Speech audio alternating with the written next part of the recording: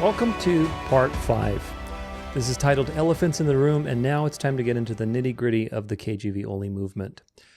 You now have enough of a foundation to trust your Bible, to trust the Bible, to trust your translation, and to avoid fundamentalism in the wrong areas, and tradition and legalism, and all of the things that are on the left and on the right of the narrow road.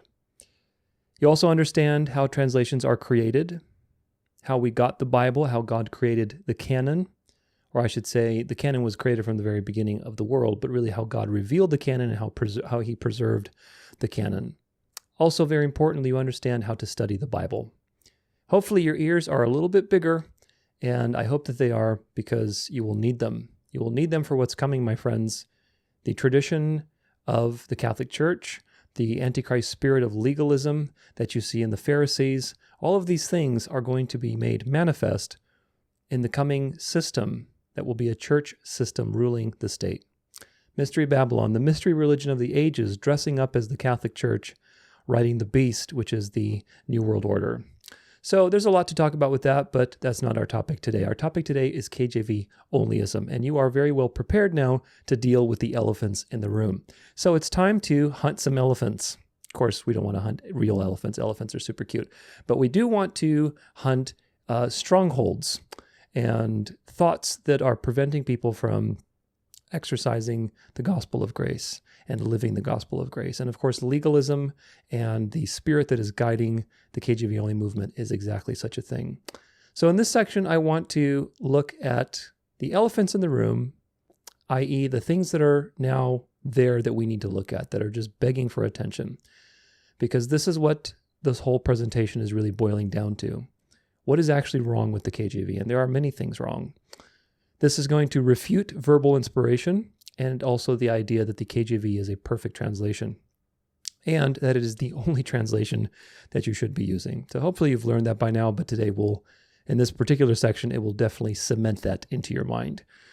We're going to be looking at several elephants today: poor translation choices, errors in the KJV, Masoretic text corruptions, questionable associations of the KJV, and of course, we'll also look at Strong's Concordance, which is also another thing it's tied to this whole thing loosely, and some people, it's a little tighter in some situations than others, but either way, the Strong's Concordance needs to be discussed because that tends to also lead people astray. So there's a lot to talk about. Make sure you pay attention. You write notes. You watch this maybe in parts if you need to, but either way, there's a lot to talk about, so let's get going. The first part is poor translation choices.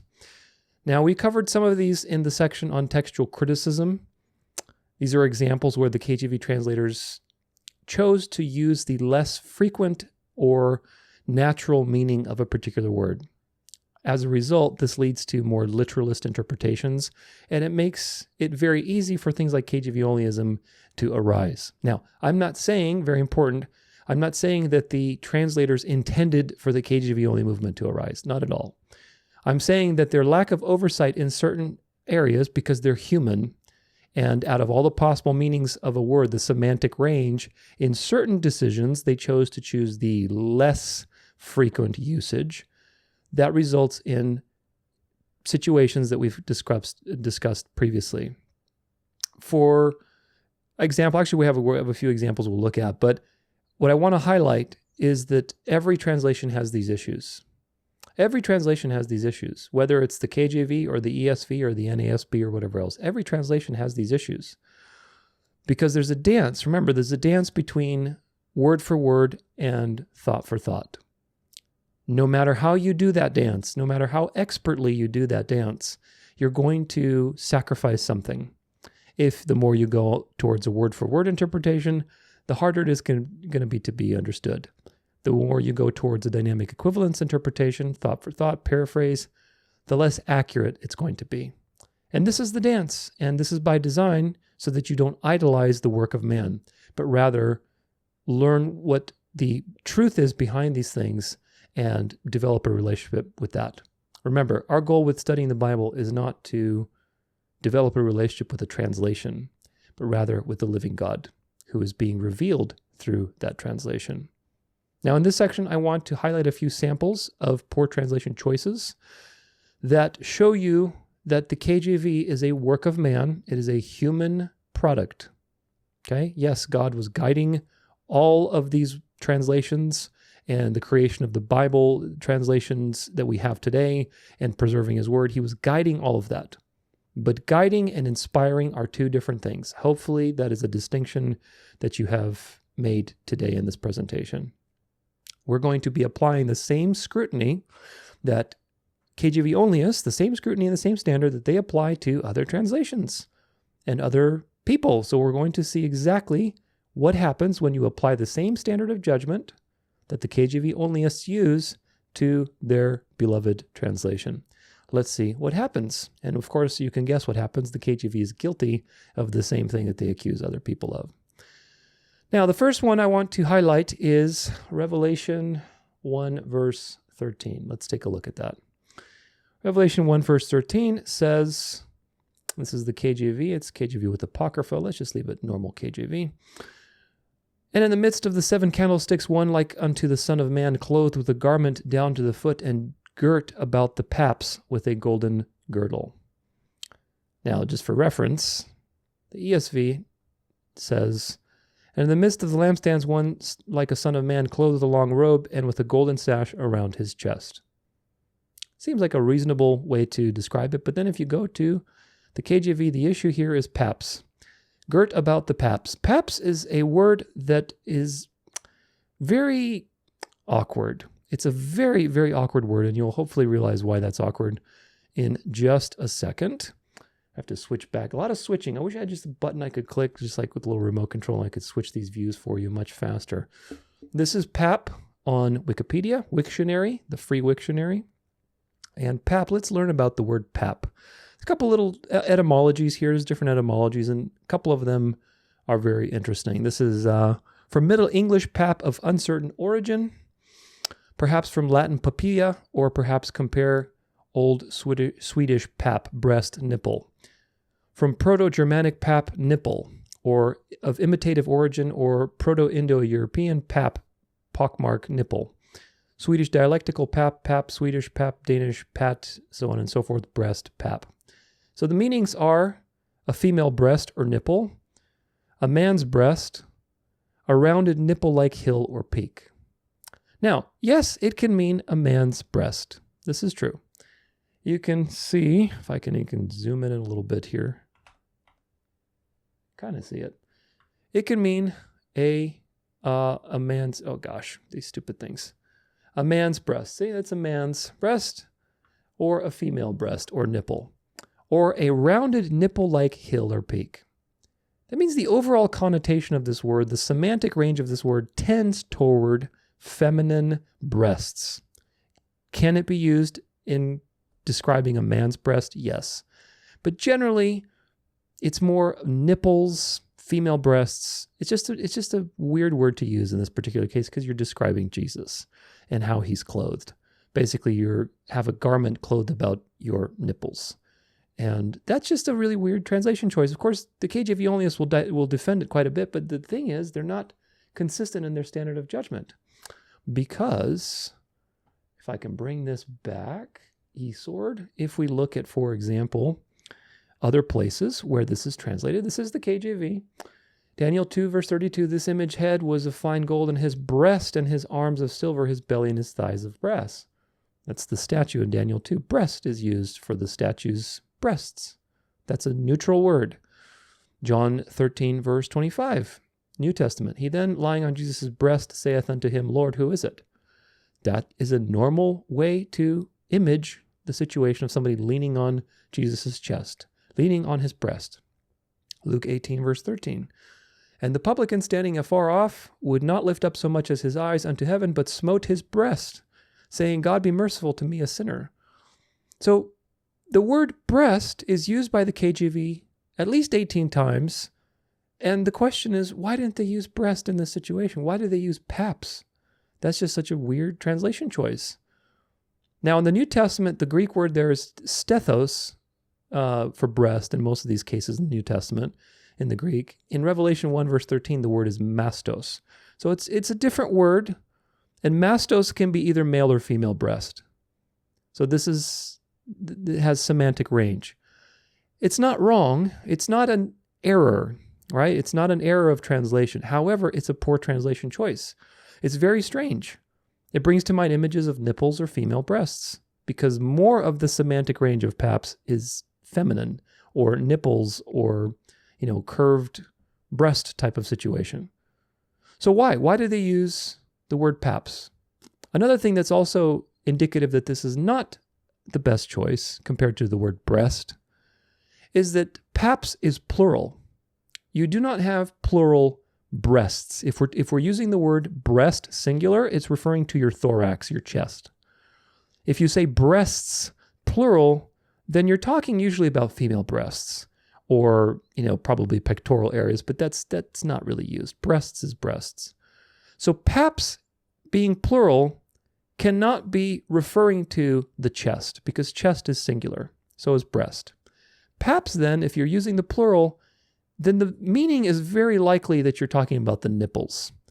And of course, it can mean masculine nipples, but that's just a really weird translation choice. In my opinion, I think that's just really weird considering the semantic range of this word and the fact that they could have just chosen breast to do this. Now, of course, again, it's not wrong, but that word mastos being different, maybe they saw it and said, okay, maybe we want to be true to the original language. Who knows what was going on in their minds to try to be faithful to the particular verse. But given the context, I think that breast would have been a much better translation choice. If they use breast for the same word in other places, why wouldn't they use that here? Even though it's a different Greek word, still the context, in my opinion, would render a much better reading if it was breast. The original is mastos, so again, maybe they were trying to honor the original language. Either way, breast would have been a better choice given the context. It really would have, because paps is plural, and that just brings you the image of, at the very minimum, nipples, which I don't think that was what's being described here. I think it's being described the chest, the pectorals.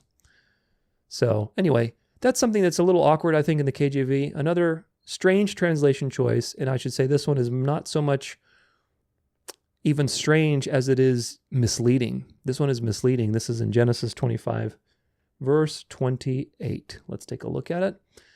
Then Abraham gave up the ghost and died in a good old age and an old man and full of years and was gathered to his people. Let's see other translations, what they say. Young's literal translation. And Abraham expireth and dieth in a good old age and aged and satisfied and is gathered into his people. So the Young's literal translation just tells you very plainly, Abraham died. He expired. Brenton's Septuagint. Let's see that, because that's also Old English, kind of. And Abram failing died in a good old age and old man and full of days, and he was added to his people. So the KJV, let's try ESV. Let's see what ESV says. Abraham breathed his last and died in a good old age, and an old man and full of years, and was gathered to his people. Young's literal translation. What do we look at? Brenton's. And what else did I look at? I feel like I looked at something else. Young's literal translation and Brenton's both tell you that Abraham simply died. He died and he was buried. That's what it tells you. Go back to KJV. Let's see what the KJV says. Gave up the ghost. See this? Gave up what ghost? What are you talking about? You talking about an immortal soul that floats on after you die? That's not true. That's not a faithful translation. That is, now, we have to be careful here. It's not necessarily an error in the sense that it's describing Abraham dying. It doesn't say Abraham lived for, 600 years. That would be an error. This is not an error because it's describing that he died. However, the translation choice is a poor translation choice because it's very misleading. None of these other translations you saw gave you the impression that there was some immortal spirit that Abraham had in himself that floats off after he died, which of course is nonsense. Watch my Afterlife series. That's something that came into the church because of pagan converts and the Greek converts bringing in their sense of the immortal soul, immortality of the soul, and all of the tradition that followed afterwards. The people who wrote the Bible, both the Old and the New Testament, did not believe in an immortal soul that floats on after death. The people who wrote the Bible believed in the resurrection. They trusted in God's power to resurrect. They knew that the next thing that they would be aware of after they died and they go beyond the great beyond is like having anesthesia. Of course, they didn't have anesthesia back then, but that's how we would look at it. You go to sleep, and then you wake up, and oh, there's Jesus on his throne, judging the world. That's basically what they believed, and of course, that's the truth. So when the KJV does this translation, it says, gave up the ghost, trying to be idiomatic, where there is no reason to be idiomatic. Giving up the ghost is an idiom for basically dying. But there's no idiom here. At least it's not obvious that it's an idiom, because the other literal translations didn't translate it in any way that basically would suggest that this would be idiomatic, meaning it's an expression. So why do the KJV translators make this into an idiom and make something that's very misleading, that we have an immortal soul? This is a problem. This is a problem. So again, see my Afterlife series, Hebrews 9, verse 27, very simple verse. And is it appointed unto men once to die, but after this the judgment? This is the afterlife in one verse right here. Hebrews 9, verse 27. These are pagan beliefs, folks, to believe that you float on after this. Remember, Peter Ruckman was a trichotomist. Oh, you're just like God. You have Father, Son, Holy Spirit inside you. Which, of course, these are pagan ideas. You do not have an immortal soul. You live and you are completely contingent because God is upholding your life force with his Spirit. So if he takes that away, you die. You don't float around. And certainly he's not going to sustain people for eternity just to torture them, which is also very important to realize. So Genesis 25, verse 8, very deceptive, poor translation on the KJV. Compared to other translations, you saw ESV, Brenton Septuagint, and Young's Literal Translation. Two of those are older English, which could have gone the way of the KJV, but they didn't. They translated something much more clear. Abraham died. He breathed his last, and he died, which is what happened. Now let's talk about the name of God that the KJV uses, which of course is Jehovah. A lot to talk about on this one, but I will defer you primarily to my series on the sacred name controversy. Make sure you check that out. Very good and edifying series. A lot of important things discussed there, because there are many, many deceptive wolves in sheep's clothing that are teaching very horrendous things.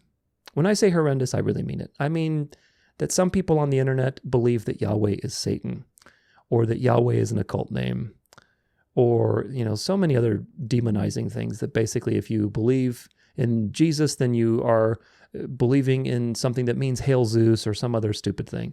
So there's a lot of misinformation on the sacred name. It's a fairly long series. I think it's, 10 videos or something like that, 14 hours. Go check it out. It'll be very edifying for you. But I talk about something there with Jehovah and how it's not God's name. Jehovah is a poor translation. It's not accurate. In fact, I would even go to say it's an error. Because if we're going to point to God's sacred name in the Old Testament, then you have to do your best possible to transliterate it, at the very minimum, transliterate it accurately. Obviously, English and Paleo-Hebrew are two completely different languages. But if we're going to not say Lord in capitals and actually put the sacred name, then we need to be accurate with the vowels at the very minimum. One thing that's important with Jehovah is that, again, I don't believe this, but it's an argument. I'm playing devil's advocate because it's an argument against these people that believe in verbal inspiration, and they're so picky about pronunciation, the exact words. Well, if that's the case, then Jehovah is very similar to the word Hovah, which Hovah in Hebrew means ruin and destruction. And of course, there's conspiracy theories that, of course, Jehovah is this evil God in the Old Testament because it's ruin and destruction. And I debunk that in my Sacred Name series, how there's, even though they are Hovah and Jehovah they sound the same, they're from two different pathways etymologically.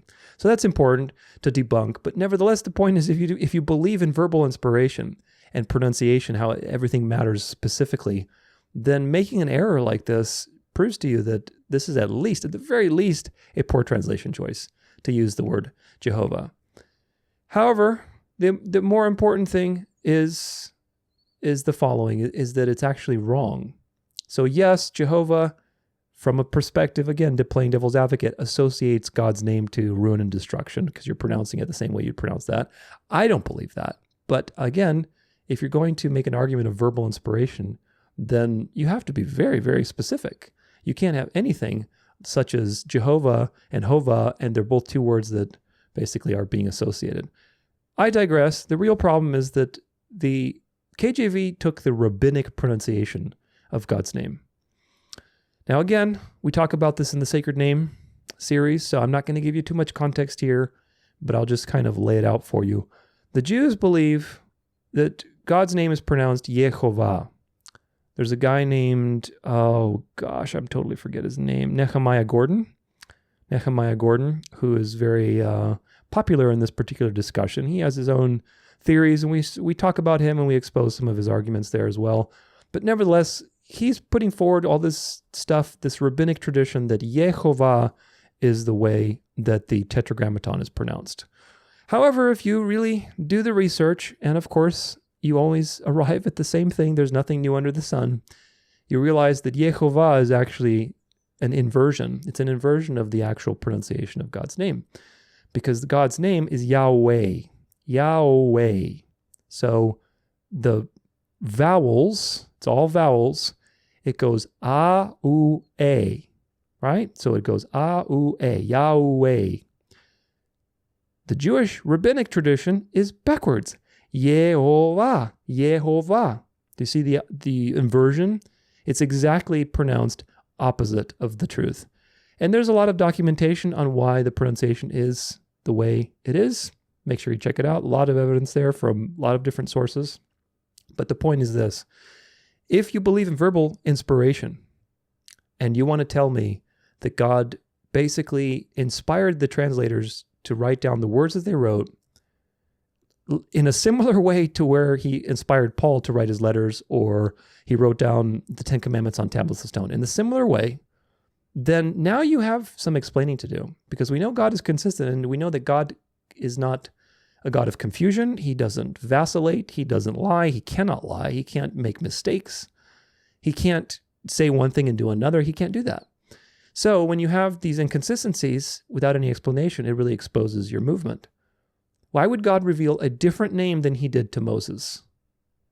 If the KJV is supposedly advanced revelation, as Peter Ruckman and many others claim, and God is revealing something in the English language to it, why would he reveal the inversion of his name, i.e. the rabbinic tradition, the people who crucified Christ? Why would he reveal, quote unquote, that 1600 years later, some different name? That doesn't make any sense. Why would God reveal a new name after Jesus? Jesus is the revelation of God. Why would he suddenly reveal a new name? Now I'm Jehovah. That doesn't make any sense. Why did the KJV translators align with the rabbis and their tradition, just like they did with the Masoretic text, the people who crucified and hate Christ? Why? The Kabbalistic Jews? By the 1500s, the Jews were neck deep in the occult with Kabbalah. The Leningrad Codex, which I talk about in my Masoretic Psyop, go look it up. Go on Wikipedia. Leningrad Codex. In fact, why the heck? Let's just do it right now so we can have it on file. I did not plan this, but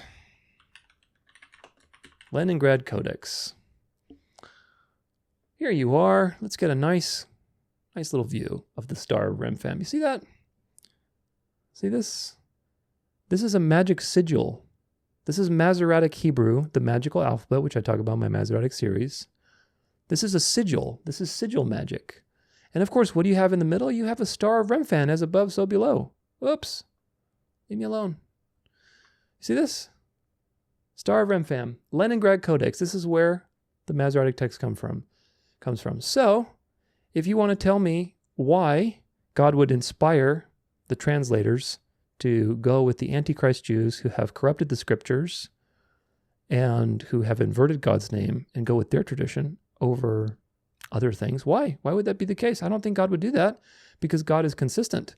And God, again, is not a God of confusion, and he can't change his mind. He can't say one thing and do another. So that doesn't make any sense. Now, of course, there's an argument to be made that maybe these people didn't have access to any of those writings yet, And so they got what they could, which was the Masoretic text. That is a decent argument. There's no reason to believe that there's a conspiracy going on the part of the translators. They did the best that they possibly could.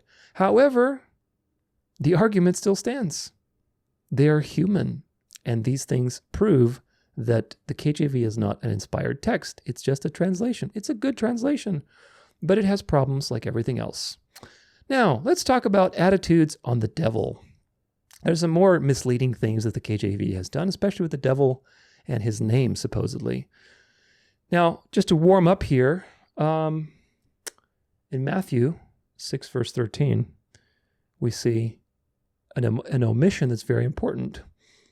This is the KJV. And lead us not into temptation, but deliver us from evil. For thine is the kingdom and the power and the glory forever and ever. Amen. Of course, this is the Our Father. I wonder if the ESV does a better job. Oh, it doesn't. Lead us not into temptation, but deliver us from evil. How about Young's literal translation?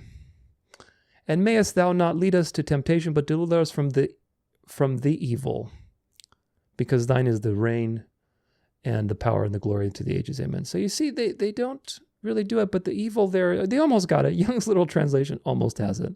It should say the evil one, because the word there is the same as in John 17:15. See, this is Young's literal translation. I do not ask that thou mayest take them out of the world, but thou mayest keep them out of the evil. You see, that's a poor translation. Let's go to the KJV. Let's see, did the KJV do a good job? I pray now that this should take them out of the world, but thou should keep them from the evil. See, that doesn't make any sense either.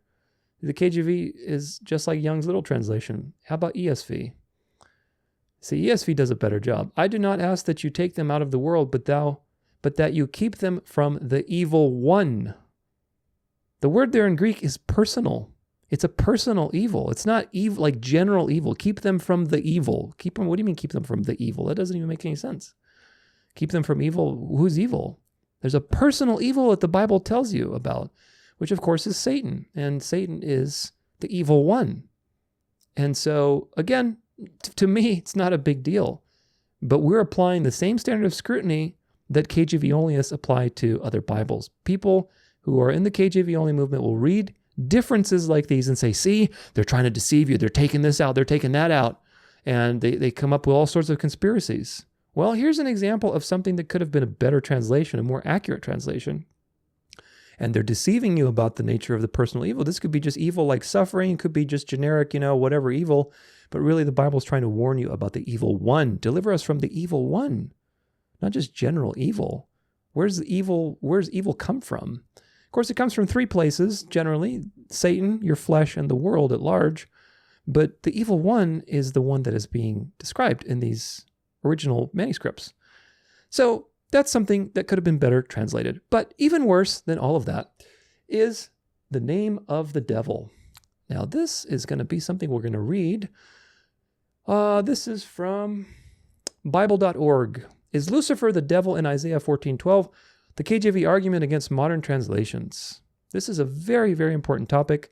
I talk about it in my Satan series.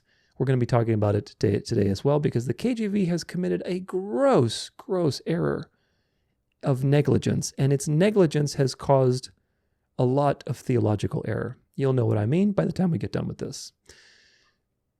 Let's see. Maybe we can make it a little bit more zoomy zoom. Come on. Doesn't want to do it. Let's see. Oh, there you go. That's a little better.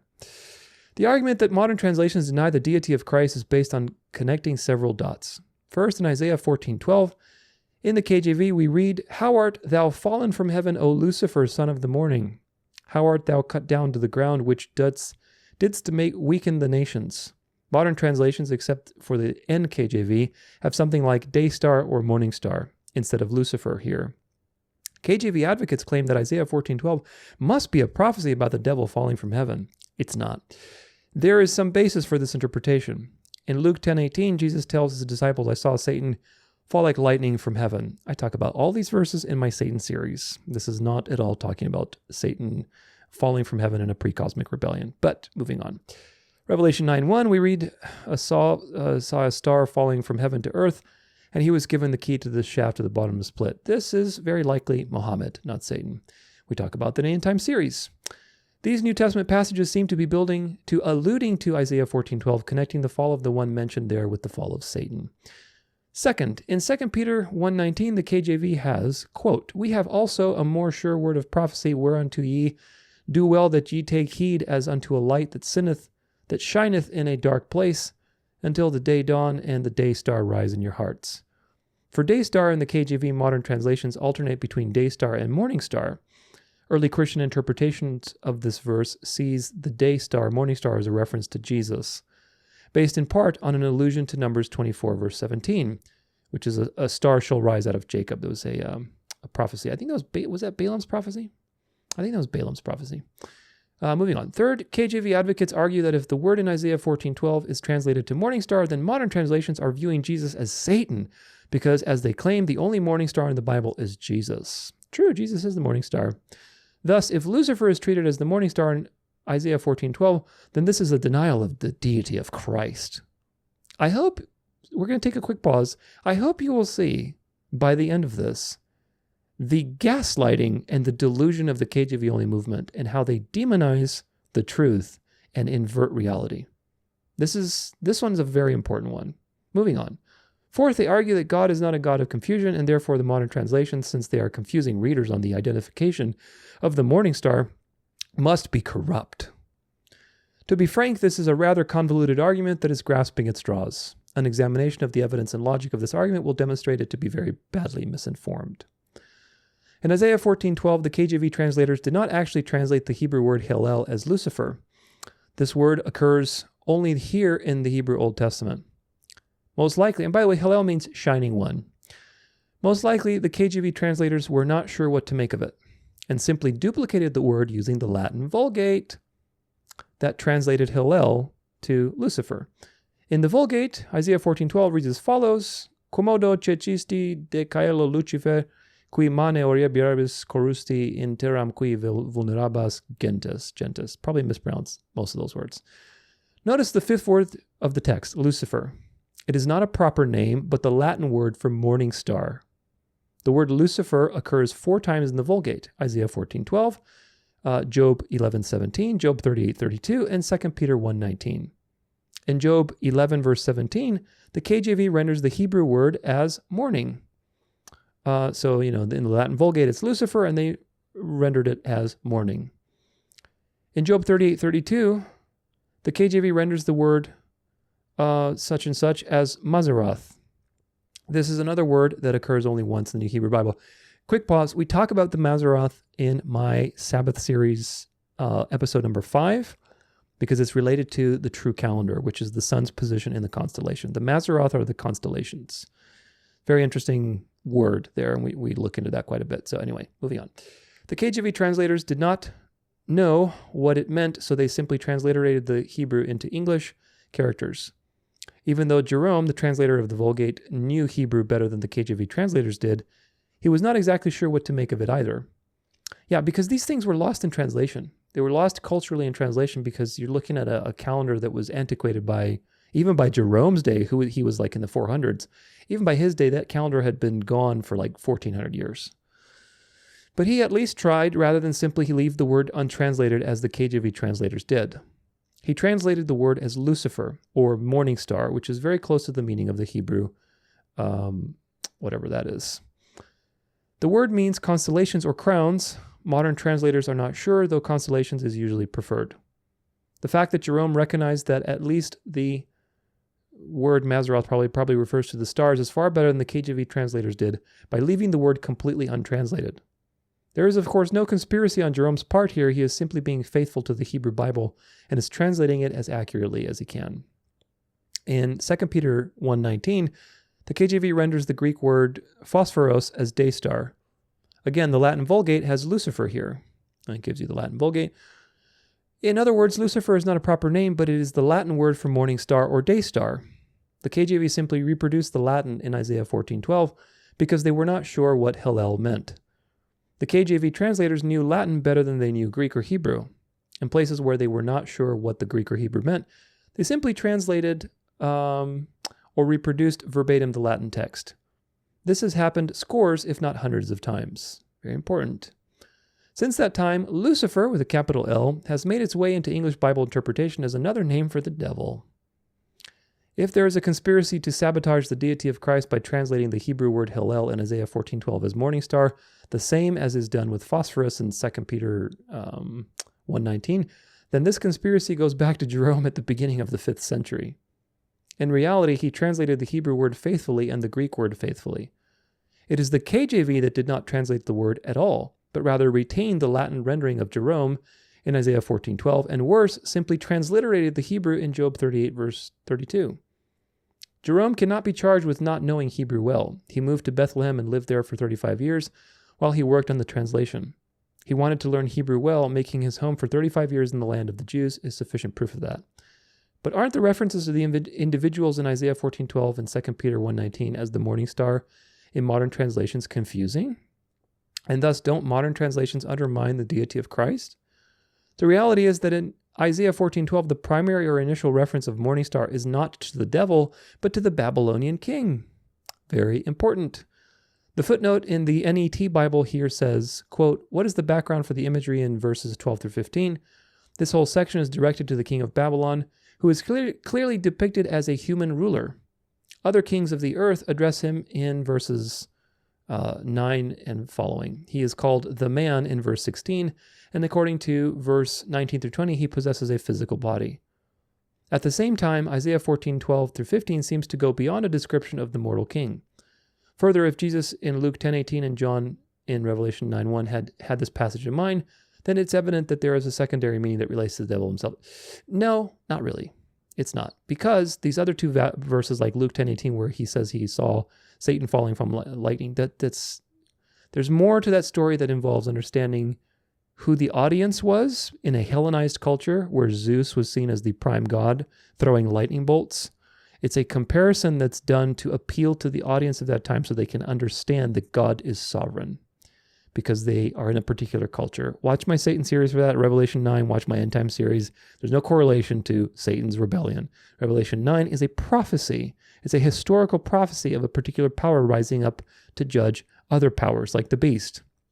Revelation 9 is about Muhammad specifically and being a false prophet. But anyway, a double fulfillment prophecy is thus probably the view. No, it's not. But here's the point. If the primary referent to is the Babylonian king, which is the great majority of biblical scholars would affirm, and as the evidence mentioned in the NET Bible footnotes lists, then our understanding of the use of morning star in 2 Peter 1:19 makes sense.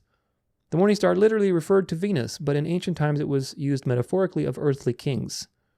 The note in the NET Bible in 2 Peter is helpful along these lines. Quote, "The reference to the morning star constitutes a double entendre. First, the term was normally used to refer to Venus, but the author, of course, has a metaphorical meaning in mind, as is obvious from the place where the morning star is to rise, in your hearts. Most commentators see an allusion to Numbers 24:17, Balaam's prophecy, and Peter's words. Early Christian exegesis saw in that passage a prophecy about Christ's coming.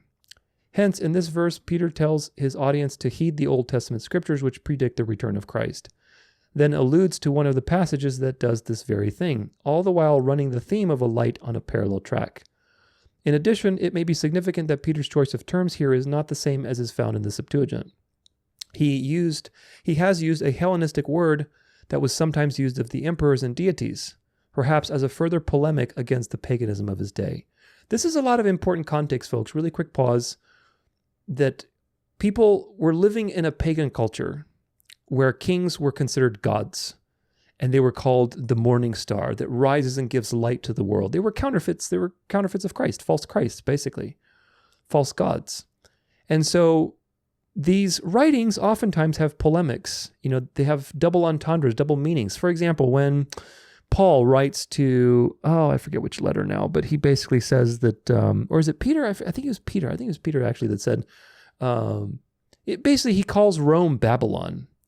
And of course, Babylon doesn't exist anymore at that point in time, but spiritually, Rome represented Babylon. And people who were in on it and who knew the scriptures understood what Peter was saying. It's a polemic against the pagan system that has continued through these various ages in different packaging. Same thing here with this rising, the morning star. Christ is the morning star. And of course, that imagery was also very relevant because the kings thought themselves to be the morning star, just like Hillel, shining one in the Old Testament, Isaiah 14, is a polemic against the Babylonian king who considered himself God on earth. The shining one who basically is the morning star. Well, look at you. How art thou fallen from heaven, morning star? Look at you who thought you were God. You're going to be subjugated and destroyed. That's the point. It's not talking about the devil. Maybe there's an indirect point to the devil in the sense that the devil was using this king and deceiving him. Absolutely, there's some sense there, but very, very loose. It's not talking about an angelic rebellion, a pre-cosmic rebellion. It's not even talking about the devil whatsoever. It's talking about the Babylonian king. In fact, I believe if you go to the chapter, we can actually go to it right now. It says, taunt against the Babylonian king. Let's see, Isaiah, where are you, Isaiah? In the Old Testament, I know that, Isaiah 14. Let's see, Isaiah 14, what's it say? Restoration of Jacob. Israel's remnant taunts Babylon. That's what it's about. Israel's remnant taunts Babylon. So that's what it's about. Now, let's go back to our article here. In other words, morning star or Lucifer in the Latin Vulgate literally referred to Venus, but metaphorically would refer to earthly kings, emperors, and pagan deities. Peter thus may have chosen this word to show that the real morning star was Jesus, not Caesar. Isaiah 14 thus spoke of the Babylonian king as the morning star and thus predicted his fall. Jesus and John used this text to indicate that Satan would fall. No, that's not true. It is only by turning Lucifer into a proper name, as has been done by the KJV advocates, that misunderstanding of the meaning of these texts could occur. The logic of the KJV position is as follows. Lucifer is a proper name and refers exclusively to one who is inherently evil, i.e. the devil. Thus, even if translated as morning star in Isaiah 14:12, this still refers exclusively to the devil. Consequently, for Jesus to be called the morning star in 2 Peter 1:18 is to call him the devil. Do you see the inversion? It's total gaslighting. They're giving credit to the devil. They're taking a title that actually is reserved for Christ and giving it to the devil and saying that if you give that title to Jesus, you're calling Jesus Satan, which tells you everything about this movement. The logic breaks down on the first premise, vis-a-vis that the term in Isaiah 14:12 refers exclusively to the one who is evil. Since this is false, the conclusion is also false. To call Jesus morning star in 2 Peter 1:19 makes him no more evil than calling Satan God in 2 Corinthians 4:4. Exactly. No more than that makes him good. And to argue that since God is not the God of confusion and therefore different words must be used in each verse is to continue to compound the false view of Lucifer as the name for the devil. Lucifer is not the name of the devil, folks. There is no name for the devil. The only name that we know is Satan, the accuser. It is an illegitimate hermeneutic to claim that because the term in one place refers to one person, therefore the same term in another place must be to the same person. Remember when we talked about hermeneutics and being consistent in your interpretation? This is an example of how not to do that. There are scores of examples of a term used in the Bible as referring primarily to one thing person, but having a different thing person in view in the context that demands it. As hinted above, God is primarily used of the one true God of the Bible. But there are occasional references in which human beings or Satan are called God, even in the KJV. Further, if pressed, the argument actually backfires in the KJV Only advocates. For example, the name Jesus is the Greek form of the Hebrew name Joshua. In the New Testament, there are 3 references to Joshua. On two of those occasions, the KJV translators translated the name as Jesus. But in each instance, this rendering is misleading. In the second case, badly so. And their examples are following. Acts 7 verse 45 says, which also our fathers that came after brought in with Jesus into the possession of the Gentiles, whom God drave out before the face of our fathers unto the days of David. So they translated Joshua to Jesus here, which of course is misleading. In Acts 7:45 in the NET, it says, our ancestors received possession of it and brought it in with Joshua when they dispossessed of the nations that God drove out before our ancestors until the time of David. The context is clearly about Joshua and the Hebrews going into the promised land and conquering the nations there. Why the KJV has Jesus here is a mystery to me.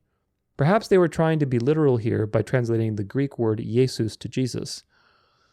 But if so, why did they not do this in Luke 3 verse 29 where Jesus' genealogy is enumerated? And Jesus, an ancestor of Jesus, is rendered Jose or Josie. Do you see the translation inconsistencies? In Luke 3 verse 29, in Jesus' genealogy, Jesus quick pause, another quick pause. Jesus was a very popular name between like the 300s to Jesus's time. After Jesus, not so much with the Jews. But for those couple hundred years while the Jews were Hellenized, Jesus was a very popular Jewish name because it's Joshua, God saves, Yeshua. Yeshua actually would probably be a closer pronunciation to it. And we talk about that in the Sacred Name series. But Jesus was a very popular name. So Jesus also was in Jesus's family line. Jesus is a transliteration of the Greek Jesus, meaning it's taking the Greek name and trying to fit it in English by English's rules.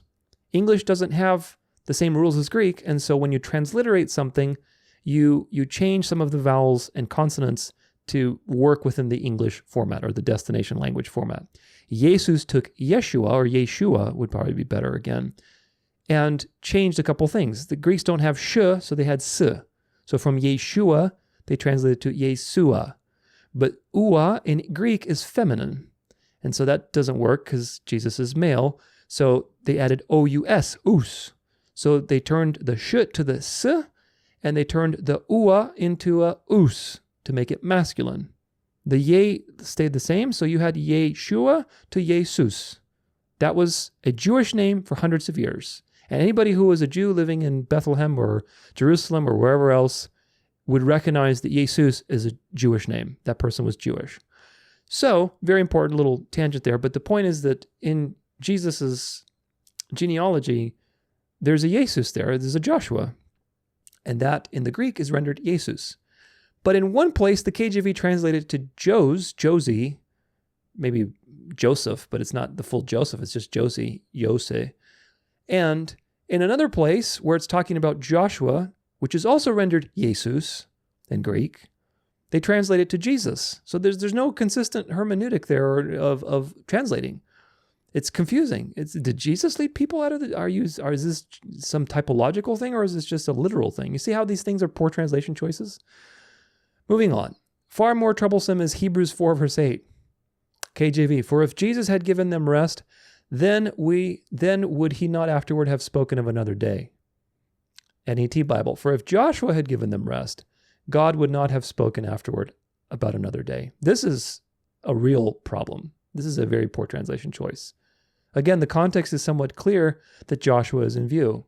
But to the reader who is not paying careful attention to the context and who does not know that Jesus here is really Joshua, he could easily be misled into thinking that Jesus Christ was not able to give his people rest.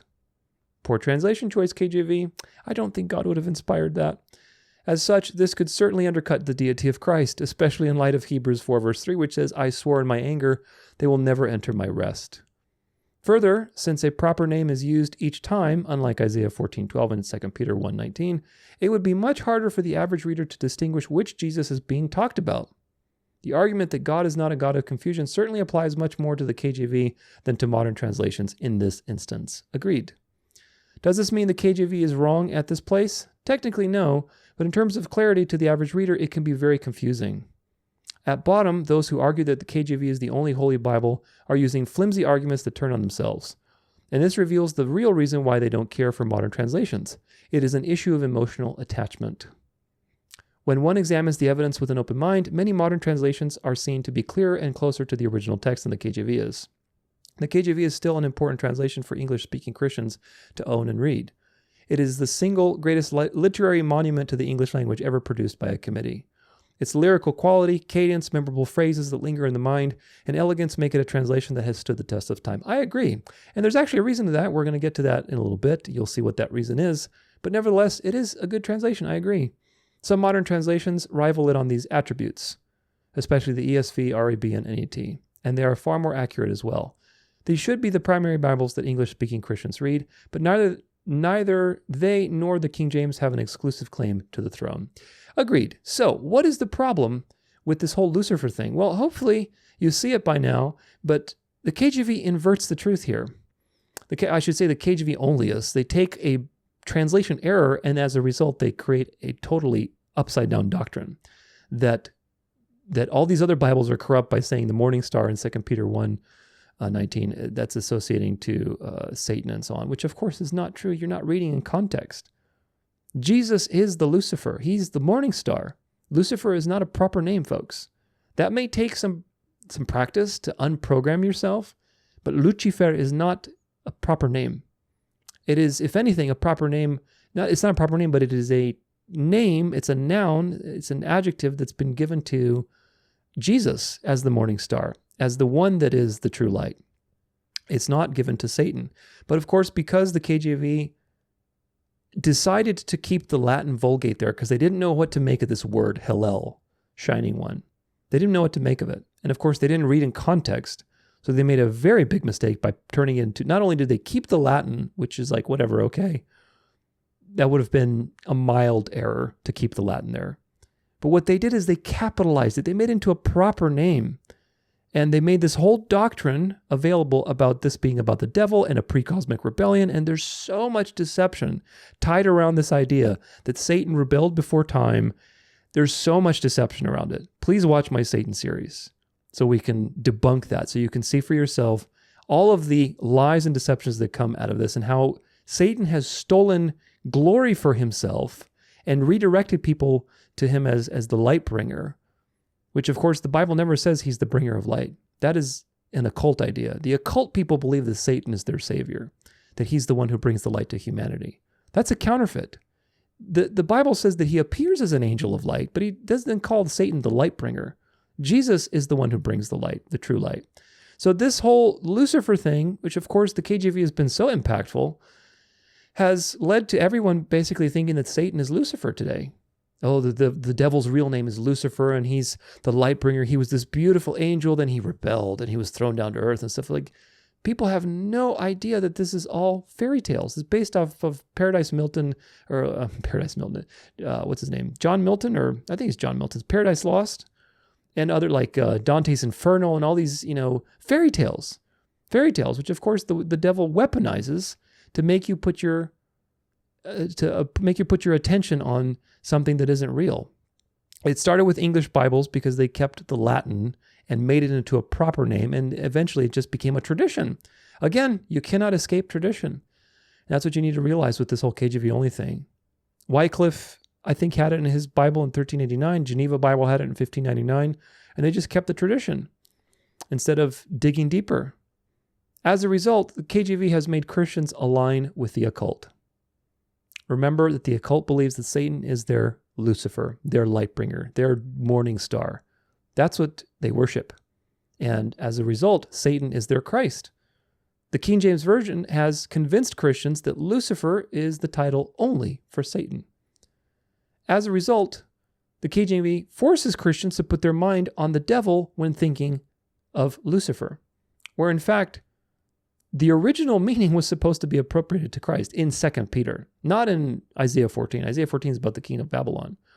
And in the Vulgate, the word Lucifer is used there to basically describe somebody who's very pompous and shining and glittering and probably golden armor and thinking himself to be a god on earth.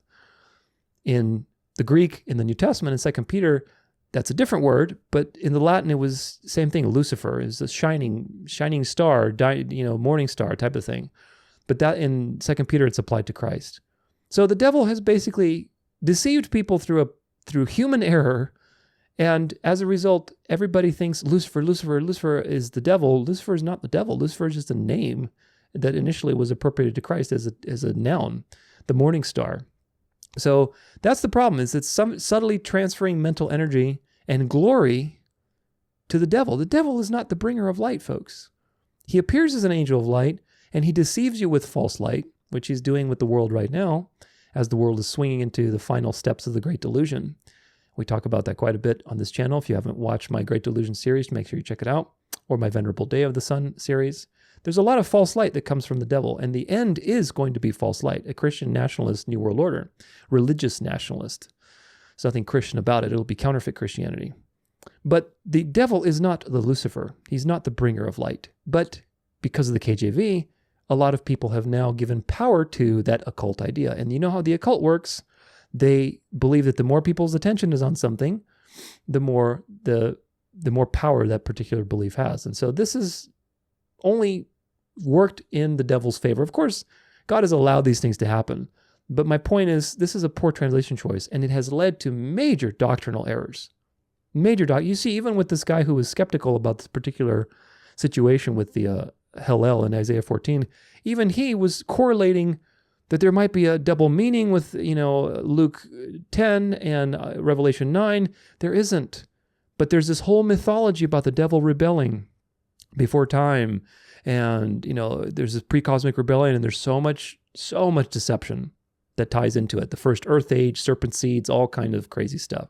So make sure you watch my series to get edified out of and know and be edified on what is important to believe about the devil and what is just fakery and fairy tales. Because there are important things that you should know about the devil, and there are things that need to be dispelled. Rumors, myths, fairy tales. On top of all this poor translation and feeding the occult machine and giving life to something that is smoke and mirrors, the KJV Onlyists, not the KJV translation, but the KJV Onlyists gaslight you into believing that if you insist on the correct translation here, that you are basically appropriating, Satan to Christ, which is just nonsense. In other words, if you change Isaiah 14 to morning star, as it should be, it's a more accurate translation because it's not a proper name. It's talking about the king of Babylon. It's just describing him. That you are making Satan into Jesus, because morning star, Jesus is the morning star. Well, yeah, Jesus is the morning star, and morning star comes from Lucifer in Latin, which is the same thing. And depending on context, that reading can mean differently. When it says that Satan is the god of this world, it's not calling Satan the only god. It's saying he's the god, as in the god of this world, as in a god, but it's God with a lower G. He's not the God of the universe, the uncreated, self-existent Yahweh. So context is king, and unfortunately, people who are very literalistic, who are superstitious, who are legalistic, who are doing all of these verbal inspiration types of things, always fall into the trap of a narrow road is good, but this is narrow-minded, folks. This is very narrow-minded, and it's unfortunate because people can get very confused from these things.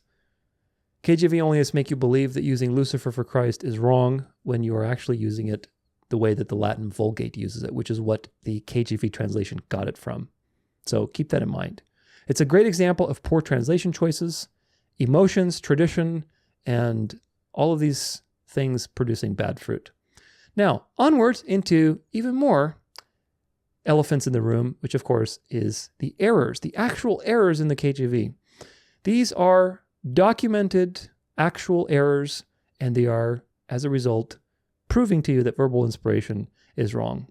Also, it's very important because they give fuel to people like unbelievers, atheists, and so on that challenge the Bible and that challenge Bible truth and say, look, your Bible has errors in it. You can't even trust your own translation.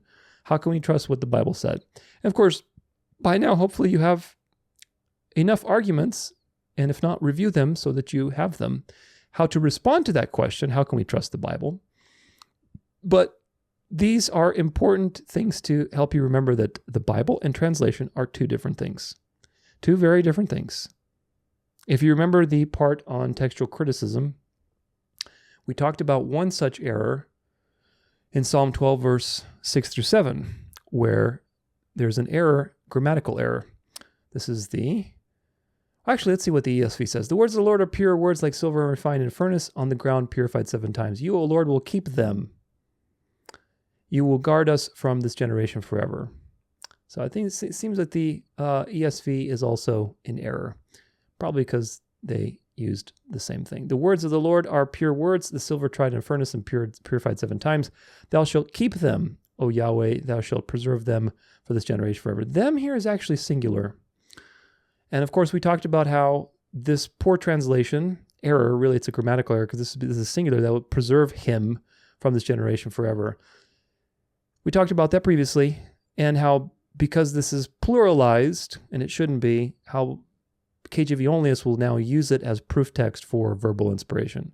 That God will preserve his word through time. And of course, even if it was plural, it's not talking about perfect physical preservation. It's talking about his words being eternal. But anyway, them is singular here, so that's an error. It should be him, and that's an important point. But these are examples of translations that are grammatical issues. And you could even label this as a poor translation choice. I would label it as an error, as a minor error. It's not a huge error, but it is a minor error, and it's a grammatical issue. There are several similar errors in all texts. You saw the ESV has the same problem. They pluralized it. Another example is 1 Corinthians 6:19, where it says, "What know ye not that your body is the temple of the Holy Ghost, which is in you, which ye have of God, and you are not of your own." The ESV does the same thing, and this is an example of, again, where there's a grammatical issue. Or do you not know that your body is a temple of the Holy Spirit within you, whom you have from God? You are not your own. The you here is plural. He's talking to the church. The church is the body of Christ, which is the temple. Now, I know a lot of people like this verse because it's, oh, my body's a temple and I have to treat it with good nutrition. And yeah, there's truth to that. God made you in his image, so you shouldn't disrespect his image and eat junk food all the time. There's some truth to that. But this verse that's used to support it, 1 Corinthians 6:19, is not talking about you as in your body is this temple of the Holy Spirit. The temple is Christ's body. Do you get it? Body of Christ is the church, which is the temple of the Holy Spirit. Because if we're going to be consistent, the little horn, the Antichrist power, who sits in the temple of God, he's not sitting in you, he's sitting in the church and proclaiming himself to be God. So the temple is the body of Christ. It's not you singular.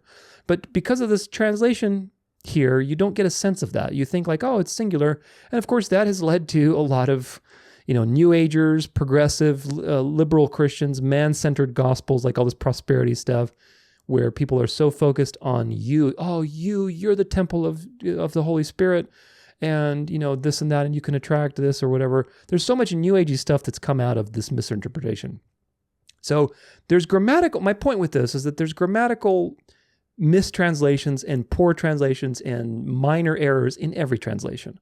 You have to be aware of them because it's very easy for one little thing for the devil to take that and take you just a little step this way, then another little step this way. Then pretty soon, 10,000 steps later, you realize you're, in neck deep in apostasy. So you have to be very careful with these things because the enemy knows how to weaponize them. The real problem, however, with all of this is that there are much bigger and more obvious errors. And they are historical errors. They're contradictions that exist. These are real, obvious, and very wrong errors. Not just grammatical issues like we looked at. The ones I highlighted, like Corinthians and the Psalms, there's many like them. They're minor. It's not too big of a deal. The ones we're going to cover here are a little more significant because they prove that there was a lot of oversight, just like with anything else. It's a translation, folks. It proves there's a human system made by flawed human beings. Sure, they were trying their best, but they're human. It wasn't God coming down and saying, okay, here's the line that I want you to write. Write it like this. It wasn't what the KJV Onlyists are proclaiming. It proves that verbal inspiration is wrong, and it proves the KJV is not any more special or holy than any other translation. Of course, no translation is holy. God is holy. The Word, as in Jesus Christ, is holy. The church, the elect, is holy, as in set apart. But the translations are works of men. They are an opening, a door to access the holy and living God through His Word. It also proves, again, that the Bible and translations are two very different things. I hope I am drilling this enough in your mind so that you can get the distinction.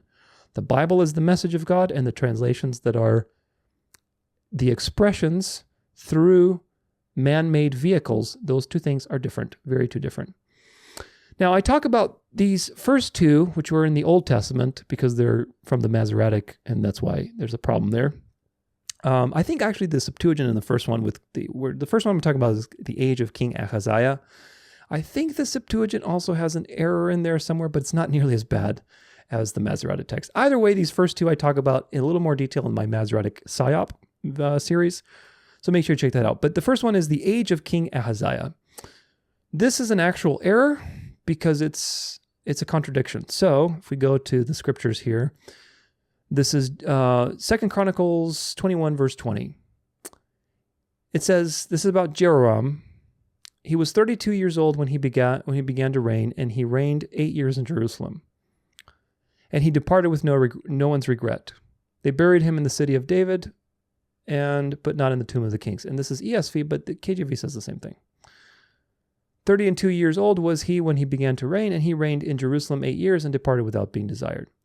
So he was 32 years old, Jehoram, and he reigned for 8 years. Therefore, he died at the age of 40. Okay, fair enough. Now, if we go later to 2 Chronicles 22, verse 2, Ahaziah, who was his son, 40 and 2 years old was Ahaziah when he began to reign. And he reigned 1 year in Jerusalem, and his mother's name was also Athaliah and daughter of Omri. So Ahaziah started to reign at 42, meaning he was older than his father was when his father died. Does that make sense? Ahaziah, if Ahaziah started reigning when he was 42, and Ahaziah is Jehoram's son, but Jehoram died at 40, and Ahaziah starts reigning at 42, that doesn't make any sense. You can't have your child being older than you. That doesn't make any sense. It's a contradiction. Especially since in other places it tells you a different age. 2 Kings 8, verse 26. 22 years old was Ahaziah when he began to reign. And in other words, he was 22. And he reigned 1 year in Jerusalem, and his mother's name was Athaliah and daughter Omri of King. So whether or not you even have the first verse with Jehoram to indicate that this is a contradiction, you have a problem between these two verses, 2 Kings 8, verse 26, and 2 Chronicles 22, verse 2. Chronicles says Ahaziah was 42 when he started to reign, and in 2 Kings it says he was 22 when he started to reign. So that's a contradiction. That's a problem. I think Septuagint, let's see, Septuagint, what does Septuagint have to say about it? 22 years old when he began to reign, and if we go back to 2 Chronicles, says, Ahaziah began to reign when he was 20 years old.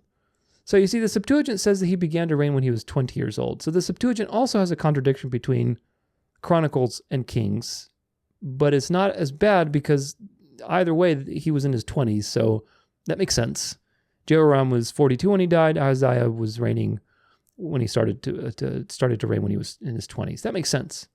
In the KJV, Chronicles says he was 42, which is older than his father, which doesn't make any sense. So we talk about this again in my Masoretic Psyop, but this is an error. This is a blatant error. It's just a historically inaccurate error. It's a contradiction. Now let's talk about the Israelites in Egypt. In Exodus 12, verse 40, it says, let's go not Brenton's, because Brenton's tells you the truth, but KJV. Now the sojourning of the children of Israel who dealt in Egypt was 430 years. Okay, well, this is a translation error because the sojourning of the Israelites in Egypt was not 430 years. That's not what it is. In the Septuagint, it says the following. And the sojourning of the children of Israel while they sojourned in the land of Egypt and the land of Canaan was 430 years. Now, that's an important thing. This is true. The total combined time of being in Canaan and in Egypt was 430 years. But the Masoretic, which is corrupt, says now the sojourning of the children of Israel who dwelt in Egypt was 430 years. This is impossible, and it can be proven through biblical timeline study. So if we put it together, I'll give you a couple details. And again, we break this down quite a bit in the Masoretic episode, but I'll just run through it here. In Exodus 7, verse 7, it says, Moses was 80 years old, and Aaron 83 years old when they spoke to Pharaoh. So when Moses left Egypt, meaning with the Exodus, not the first time when he was 40, he was 80 years old. Okay, he was 80 years old. So just write these down or pin them in your mind. We'll add them all up. And a chapter earlier, in Exodus 6, verse 20, Amram took Jochebed, his father's sister's wife, and she bare him Aaron and Moses, and the years of life of Amram were 137 years. Okay? So Amram, Moses' father, was 137 years total that he lived. And Moses was 80 when he left Egypt for the Exodus. Okay? Earlier than that, in verse 18, in chapter 6, it says, if I can get you, and the sons of Kohath, Amram, Izahar, Hebron, and Uziel, and the years of the life of Kohath were 133 years. So Kohath, Moses' grandfather, lived 133 years. Okay, a couple more verses. Genesis 46:11 says, and the sons of Levi were Gershon, Kohath, and Merari. Okay, and verse 26 says, and all the souls that came with Jacob into Egypt, which came out of the loins besides Jacob's sons' wives, and all the souls were 66. So Moses' grandfather was one of the people who went with Jacob to Egypt. So we have a timestamp from when the period of being in Egypt began. It began with Moses' grandfather, who was, what was his name again? Kohath, I think. Was it Kohath? Sons of Kohath. Yeah, Kohath, Amram, Ishar. So Amram, who is Moses' father, Kohath was Moses' grandfather. But Kohath was the son of Levi. The sons of Levi is Gershon, Kohath, and Merari. So Kohath, which is Moses' grandfather, was the sons of Levi. These people, Levi and the sons, you know from a later verse, Genesis 46:26, all the souls that came to Jacob into Egypt, which came out of his loins, besides Jacob's sons, wives, all the souls were 66, meaning all the sons that were Jacob's. Levi was one of Jacob's sons. And Levi also had Kohath at the time and came with him. So what does that mean? Well, the total time that you have between these generations of people living, if you add it up, the total possible time, meaning the maximum length of time, is 350 years. If you add up 133 plus 137 plus 80, you get 350 years. Maximum amount of time between the time that they entered Egypt, because there was that famine, and the time that Moses left. So the time in Egypt, based on the ages, is 350 years, not 430. It is not possible for the Israelites to be sojourning in Egypt for 430 years. Movies like Ben-Hur, is it Ben-Hur? I think it's Ben-Hur. I think it is. 400 years we've been, that's nonsense. They haven't been 400 years. And we break that down quite a bit in the Masoretic episode, because the reality is much less. Kohath was probably not a newborn when he came to Egypt with Jacob. Probably. Amram, who is Kohath's son and Moses' father, probably had Moses at an average age, let's say 20 to 30. I'm just throwing an average number. Meaning the actual time that they were in Egypt was around 215 years. Now, there's more. Wait, there's more. 79 of those years were good. They were prosperous because Joseph was still alive. When they arrived, Joseph was still there, and he lived with it. Remember, he was like the vice president, and he was taking care of everybody. It's after Joseph died that the hard times began. There was a new Pharaoh, and he's like, who are these people that are eating up all our food? And, let's start enslaving them. But the time that Joseph lived after the immigration was 79 years, meaning the total time of sojourning and slavery in Egypt was about 144 years maximum, because you have other things that could have, meaning, did the Pharaoh immediately enslave the Israelites? Probably not. Probably maybe a year or two, maybe even 5 years, like, hey, this is degrading. We need to take advantage of these people. So very likely it's even less than 144 years that the Israelites were enslaved in Egypt. So the total sojourning time is 215 years, not 430, because it's impossible. So that is an error. It's an error because they took the Masoretic reading, not the Septuagint reading. The Septuagint makes sense. And if you do the math, you can see that there were a period of time in Canaan and a period of time in Egypt, 215 years in each. Of course, people, like I said, the movies are all about it, and they take the wrong error and they maximize it through these movies like Ben-Hur. People do gematria, 430 times 3 is 1290, which is one of the time prophecies in Daniel, and they relate it to all these things. All these things just propagate deception, and the enemy's very clever to use these things and deceive people who don't have discernment and who do not have the Fennec Fox skills to use multiple sources and to question everything that they read. Very important. Now, to get even worse here is the age of the patriarchs. Again, I discussed this one in the Masoretic episode. Very in-depth discussion with this. We'll kind of gloss over it a little bit here too as well. But the KJV uses the Masoretic text, which was intentionally altered by the Jews to accomplish many things. First, again, the spirit of Antichrist is two things: openly against Christ and offering the counterfeit of in place of Christ. It's always these two. The openly against is there to push you to the in place of. They always work together, the dark and the light, the false light, I should say. Well, you can find that signature in practically everything that the devil's been doing. With the Masoretic, the Jews were openly against Christ by modifying many passages. We'll look at a few of them today that basically alter and reduce the impact of the Old Testament prophecies that people were quoting in the New Testament. Like the letter to the Hebrews. There's a lot in there about Melchizedek, and so the Hebrews altered things to basically reduce the impact that these letters were having, and to basically reduce the legitimacy of Christ as the Savior that fulfilled the scriptures. So they modified quite a lot. Very significant. Yet God has preserved his word, which is the brilliant part. Nevertheless, the Jews did a lot of damage. Antichrist, openly against Christ. The other thing that comes along with that, the false light, is that they changed the ages of the patriarchs in Genesis 11 and took out about 750 years worth of history.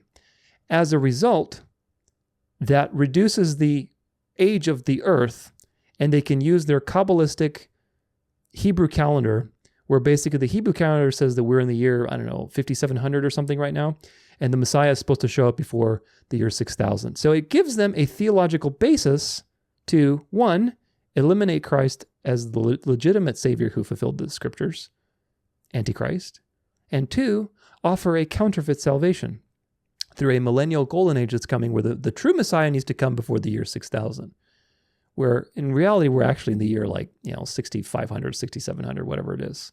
We're well past the year 6000 in reality. Who knows what it is exactly, but it's not what they tell you.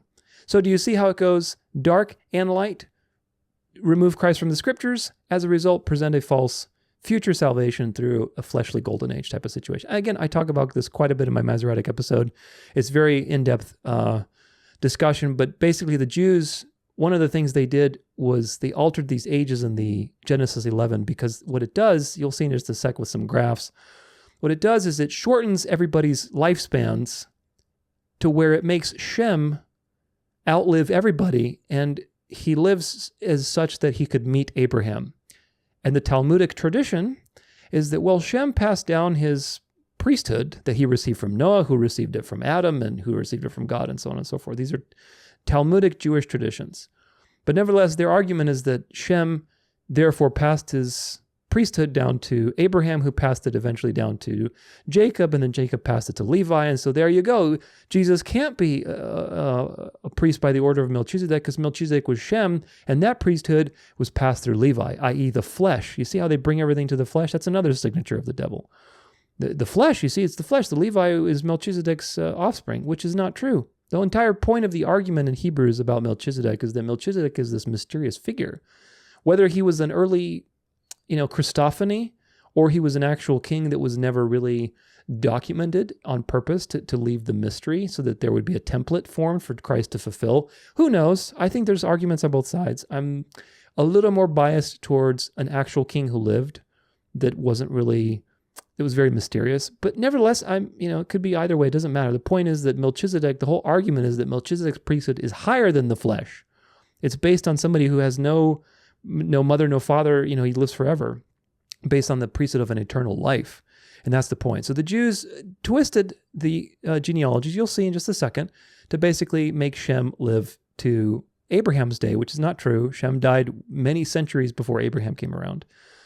And you'll see. So let's take a look at what that looks like. If we go to parallel, can you see it? Yes, you can.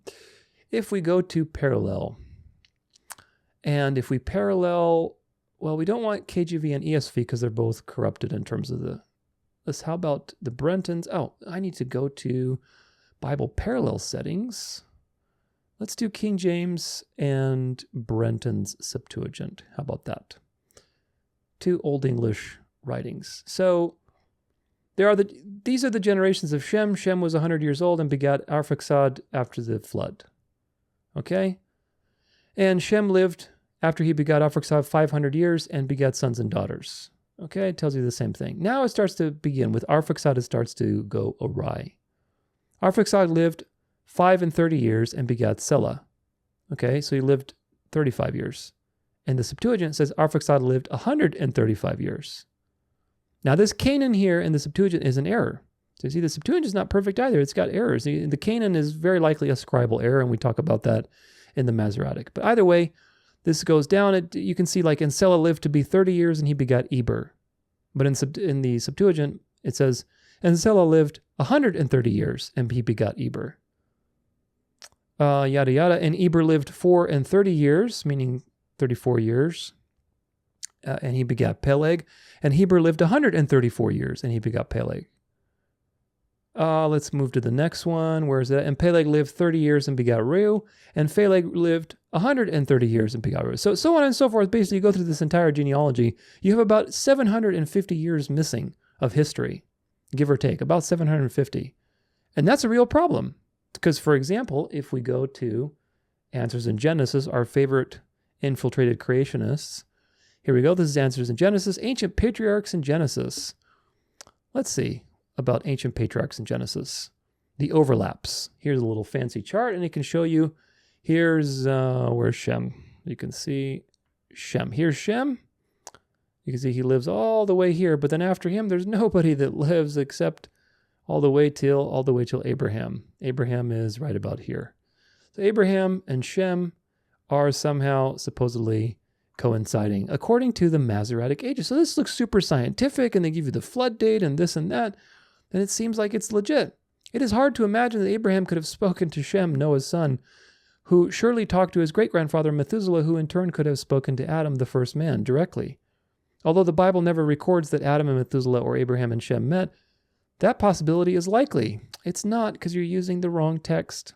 Consider the other patriarchs that could have spoken to one another. And it gives you this little chart here. And is this true? Is this what we're supposed to believe? It's not. This is Talmudic Judaism. You're only feeding the Talmudic Jews argument that, that Shem could possibly be Melchizedek. And if that's the case, which is not, then the Jews have an argument as to why they can reject Jesus. Of course, it's not a sound argument whatsoever, but you're giving power to a lie. And it also gives power to atheists and unbelievers and people who question the Bible, because this produces a problem. This gives a real problem. Let me actually see if there's another link. Yeah, timeline for the flood. Here's another thing too. It tells you, as you can see from table 1, the year in which the flood came was 1656 Anno Mundi, the year of the world, from the rest of the world, Old Testament, and it was other well-documented historical events. We understand the creation as calculated by Usher was at about 4004 BC. So with a little more math, we can calculate the second date. So they give you all these fancy calculations. With Usher, by the way, he's an old figure around the time of the KJV. He used the Masoretic text as well. These are traditions of men, folks. And of course, the Jews did these things way before the KJV, and people are none the wiser. Using the Bible well-documented historical events and some math, we can find that the flood began approximately 4,359 years ago in the year 1656, or 2348 BC. Some may look for an exact date, i.e. month and day, but we are not given that sort of precision in Scripture. So according to Answers in Genesis, which is a creationist, Protestant, quote-unquote, supposedly very Bible-based site, the date of the flood is 2350 BC. Now, that is a real problem, folks. And the real problem with that is that people who are skeptics, people who are atheists, people who want to find ways to discredit the Bible can discredit you very easily, because that date doesn't align with actual historical evidence that we have. And we know that there is no historical discovery that has ever happened that has proved the Bible wrong. If anything, it goes the other way around. It proves the Bible correct. So there's a problem when history and the Bible don't match. We know the Bible is true, so something is going on with our view of history. The oldest pyramids that have been constructed, and we'll look at them in just a second, do not have any water damage, meaning the pyramids were constructed after the flood. There is no evidence whatsoever of water damage on any of the oldest pyramids. The flood cannot be in 2300 BC, or whatever they say it is, 2350 BC. It can't. Because, for example, you have the pyramid of Djoser, or the Saqqara step pyramid. This pyramid, blah, blah, blah, four-sided structure is in the 27th century BC. During the third dynasty of the burial of Pharaoh Djoser, the pyramid is the central figure of the vast mortuary complex and enormous courtyard surrounded by ceremonial structures and decoration. So this pyramid, if we look at the picture, this is one of the oldest pyramid structures in Egypt. Look at this cute little camel just hanging out, having fun. I love camels. They're so quirky. But this pyramid is it's super old. And a couple things to mention is that Egyptian history has been proven to be off by 200 years. Wikipedia needs to update their article because it's not the 27th century, but the 25th century BC. So anyway, the point is that even with updated historical records, where we acknowledge that the records of the Egyptians are off by 200 years, And of course, the patterns of evidence that I mentioned before, the documentary on the Exodus, Patterns of Evidence, they do a phenomenal job of documenting all of this. That Egyptian history is off by 200 years. So that gives us some more leeway in the sense that it moves the date up to around 2400 BC, approximately. But now we still have a problem because that doesn't align with the flood date that you get. Even if the flood happened immediately in 2400 BC, there's no time for the world to be repopulated, for all these nations to be created, the pyramids to be built. There's no time for any of that. The biblical timeline does not agree with history and the historical evidence that we have. And the pyramids are dated accurately. And again, the only difference is the 200 years in Egyptian recording. But this is the problem. If we use the Septuagint, which is 750 years of added history that the Jews took away, you get a flood date of around 3000 BC, which is plenty of time for the world to be repopulated, for nations to happen. Of course, people were much more, vibrant and full of life at that time. So even with a modest population growth, by the time you have 700 years of people reproducing at a relatively, modest or even aggressive population, you can have hundreds of thousands of people. And that makes sense, to have the Tower of Babel, to have nations, to have Egyptian pyramids and so on. So it makes much more sense. The Septuagint reading aligns with the historical evidence. Whereas the Masoretic, if we use the Masoretic, then the pyramids could not have been built according to the accepted flood date of 2350 BC. There's no time for the Tower of Babel to ever happen. There's no time for any of that. The Jews have an argument to say that, well, Shem was Melchizedek, so, we can't accept Jesus because of that. And atheists and non-believers have an argument that the Bible is wrong and can't be inspired because it has an error in it. So this is the problem, folks. If you believe that the Bible and a translation of the Bible are the same thing, you run into error and you can get discredited easily. You're doing a disservice to God's word by being a fundamentalist on this. If you believe that there's a message that is perfect, and that message has been preserved through time, because we can see in the Septuagint that the actual time was much more than that, is 750 years more. Maybe even more than that, but who knows? The time that's in the Septuagint goes with history. So the message is actually preserved. It's just the translations that have the error. And of course, if you properly distinguish the two, then you have a much better way to defend against the Jews and the Talmudic tradition, against atheists who want to claim that the Bible is wrong and has many errors and so on. The translations have errors. I agree with you. Yes, my atheist friend, the translations have errors, but you know what? The message is preserved. Let me tell you about how the message is preserved. 99% of all these variants have absolutely no consequence on theology whatsoever. All the manuscripts agree theologically. 1% of those variances are actually not theologically meaningful whatsoever. Despite all the persecution and burning and evil counterfeits, God has preserved his message through time. Let me show you these undesigned coincidences that have proof beyond proof that these were first eyewitness testimony. Let me show you all the writings from the church fathers that agreed on what was canon and what wasn't, so on and so forth and so on. There are so many proofs why the Bible is true. So if you can distinguish these two, you will do the word of God a service, especially to people who need to be evangelized. So important, but you can see the KJV Only movement doesn't do that. If you believe in the KJV Only, well, you're basically closing yourself off to these people because you're giving them every reason to reject God's word and reject the gospel. And of course, if you believe in the KJV Only movement, you also refute yourself and you make Christianity look ridiculous because you make the Bible look like it has errors in it. And if there's an error, then you can't trust anything in the Bible.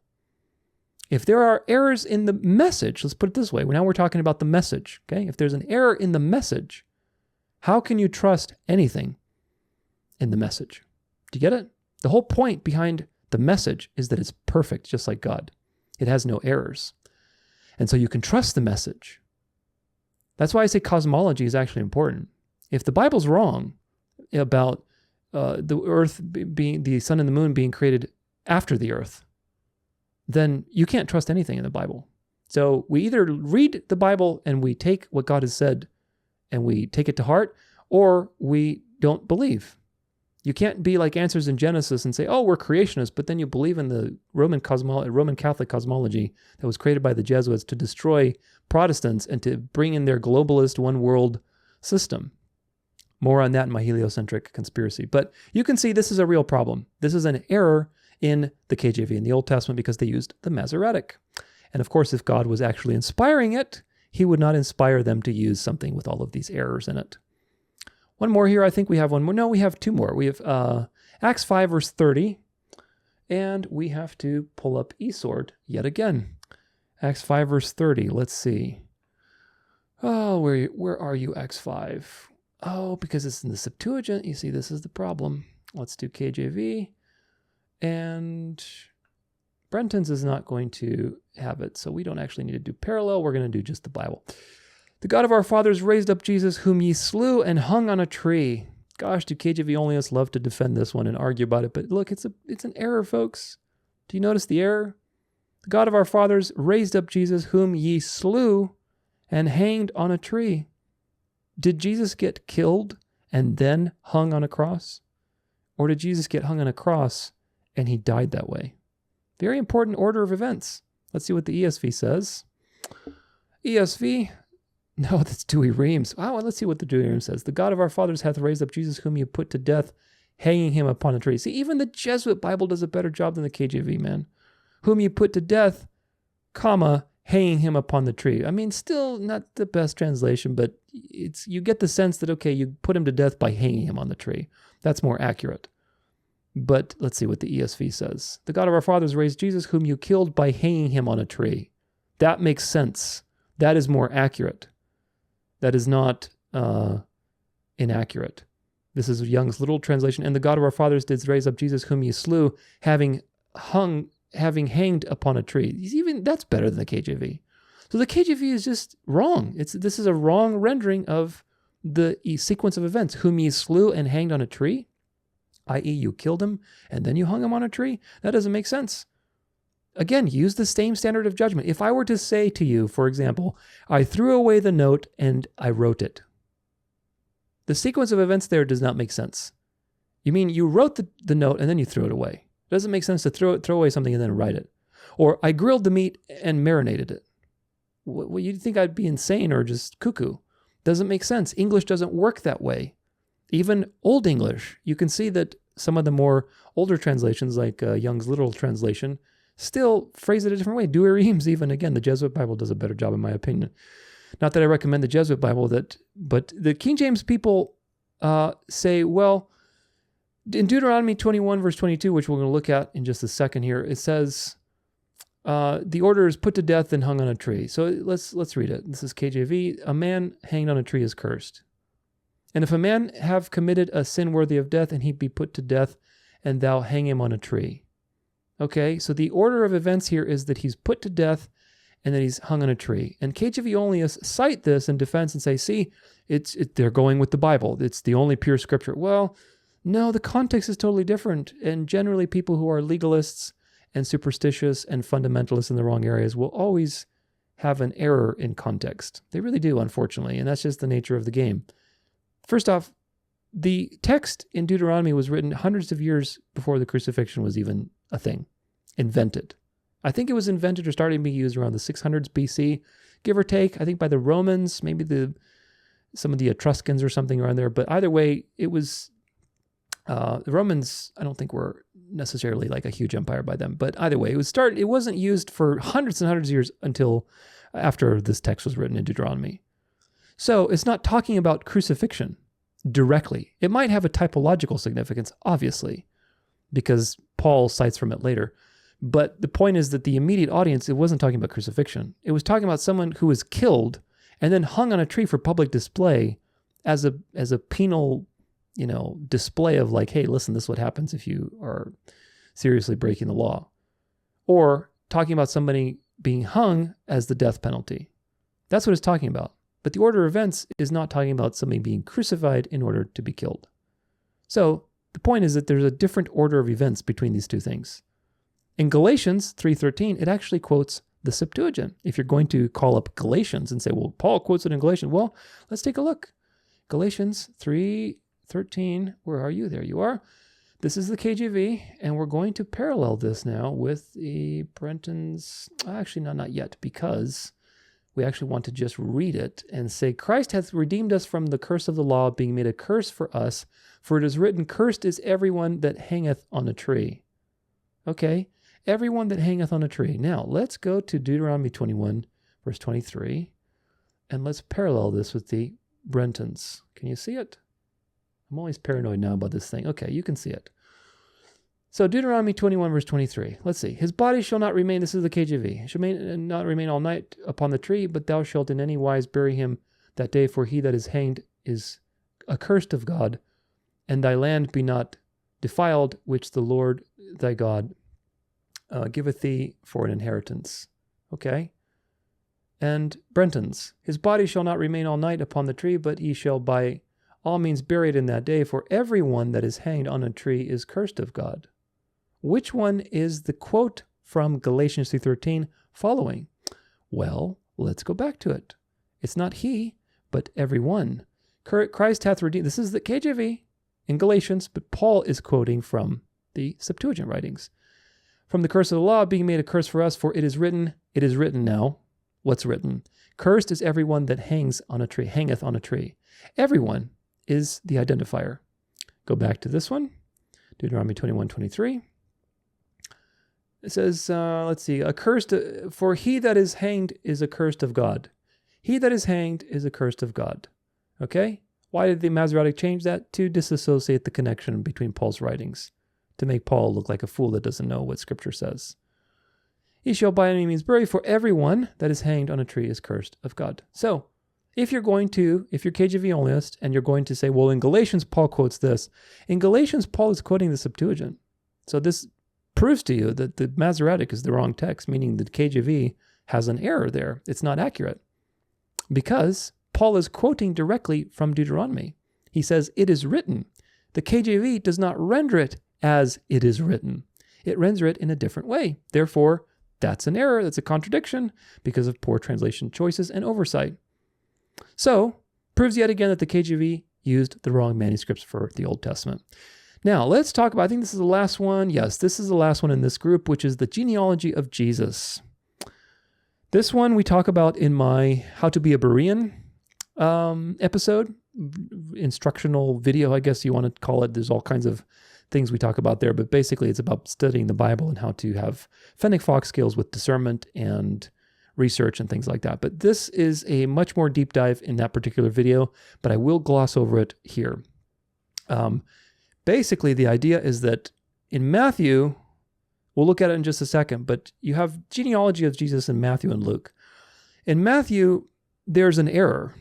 There's an error because of something that was lost in translation through Aramaic, which were the original manuscripts of Matthew, to Greek, and then eventually to English, which, you got three languages. You'll see why in just a second. So if we go to Matthew 1, verse 17, let's go to the Bible.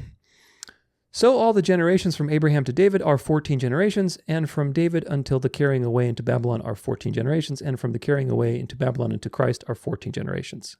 So it tells you that there's 14, 14, 14. Nice, even amount. However, if you count the generations from, let's see, in the time that we're carried, and after, okay, so from Babylon, this is from verse 12 all the way to verse 16. Let's count how many people there are listed from after Babylon. Let's see. Okay, so, and after that they were brought to Babylon. Jeconias begat Salathiel. Okay, so one is Jeconias, Salathiel is two. And Salathiel begat Zerubbabel. That's three. Zerubbabel begat Abiud, 4. Abiud begat Eliakim, 5. Eliakim begat Azor, 6. Azor begat Sadok, 7. And Sadok begat Akim, 8. Akim begat Eliud, 9. Eliud begat Eliezer, 10. Eliezer begat Matan, 11. Matan begat Jacob, 12. Jacob begat Joseph, 13. Joseph, the husband of Mary, whom was born Jesus. So Jacob begat Joseph. Joseph is the 13th. And it says the husband of Mary. So now we're already up to Christ and there's only 13 generations. You see the problem? This is an error. And the error is this: the husband of Mary. This is not the husband of Mary.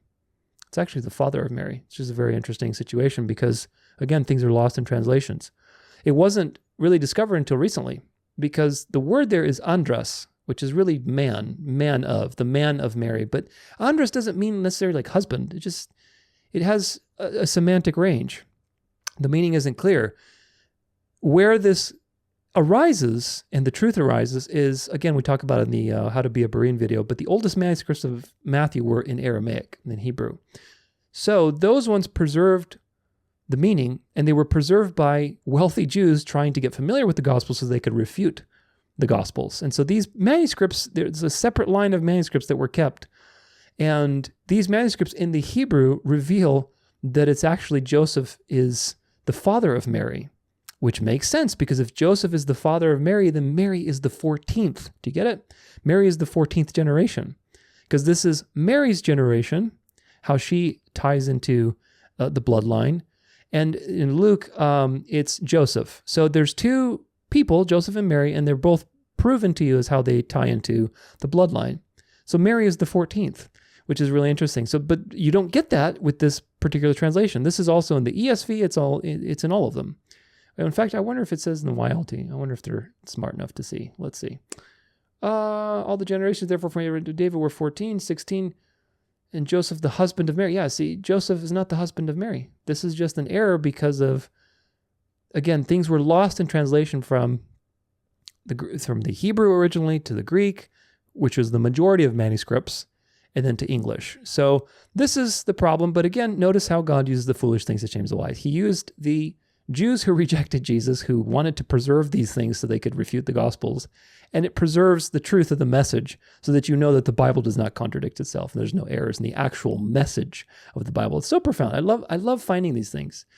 It's so interesting. But anyway, Joseph was a really popular name back then, just like Jesus. So of course that was a very popular name. And it's easy to miss this in translation. Oh, that's Joseph, it's Mary's husband. Well, Joseph was also Mary's father's name too, which is very important. If you compare this to Luke, if we go to Luke 3, verse 23, this says, and Jesus himself was beginning to be out for being, as was supposed, the son of Joseph. Okay, now we're talking about Mary's husband, Joseph, who was the son of Eli, the son of Mathat, the son of Levi. So Joseph was the son of Eli. But if you go back to Matthew's genealogy, the last Joseph spoken of here, his father was Jacob. So do you see how if you read these two genealogies, based on the way they're translated, this is another error? Because Jacob in this genealogy is Joseph's father, but in the other genealogy, Joseph's father is Eli. And a lot of people have debated this, but again, this hasn't been obvious until we've had more manuscript evidence. The Joseph in Matthew is not Mary's husband. It's Mary's father, who is also named Joseph. So the Joseph in Luke, who is actually Mary's husband, is the son of Eli or Heli. This is the husband of Mary. Luke says Joseph's father was Heli, whereas Matthew says it was Jacob. So we're talking about two different Josephs then. And so the translation of husband in Matthew is wrong. It's an error. And of course, it's okay. It's an error because we know the truth and we see that the Bible doesn't contradict itself. God has preserved his message. If you do a little digging, actually you might have to do a lot of digging for that one, but I've done the digging for you, so make sure you check out the Berean video. Nevertheless, these things are lost in translation, folks, which proves to you this is a human system. You're dealing with human imperfection. So, conclusion from all of these that we've covered, these are just a few.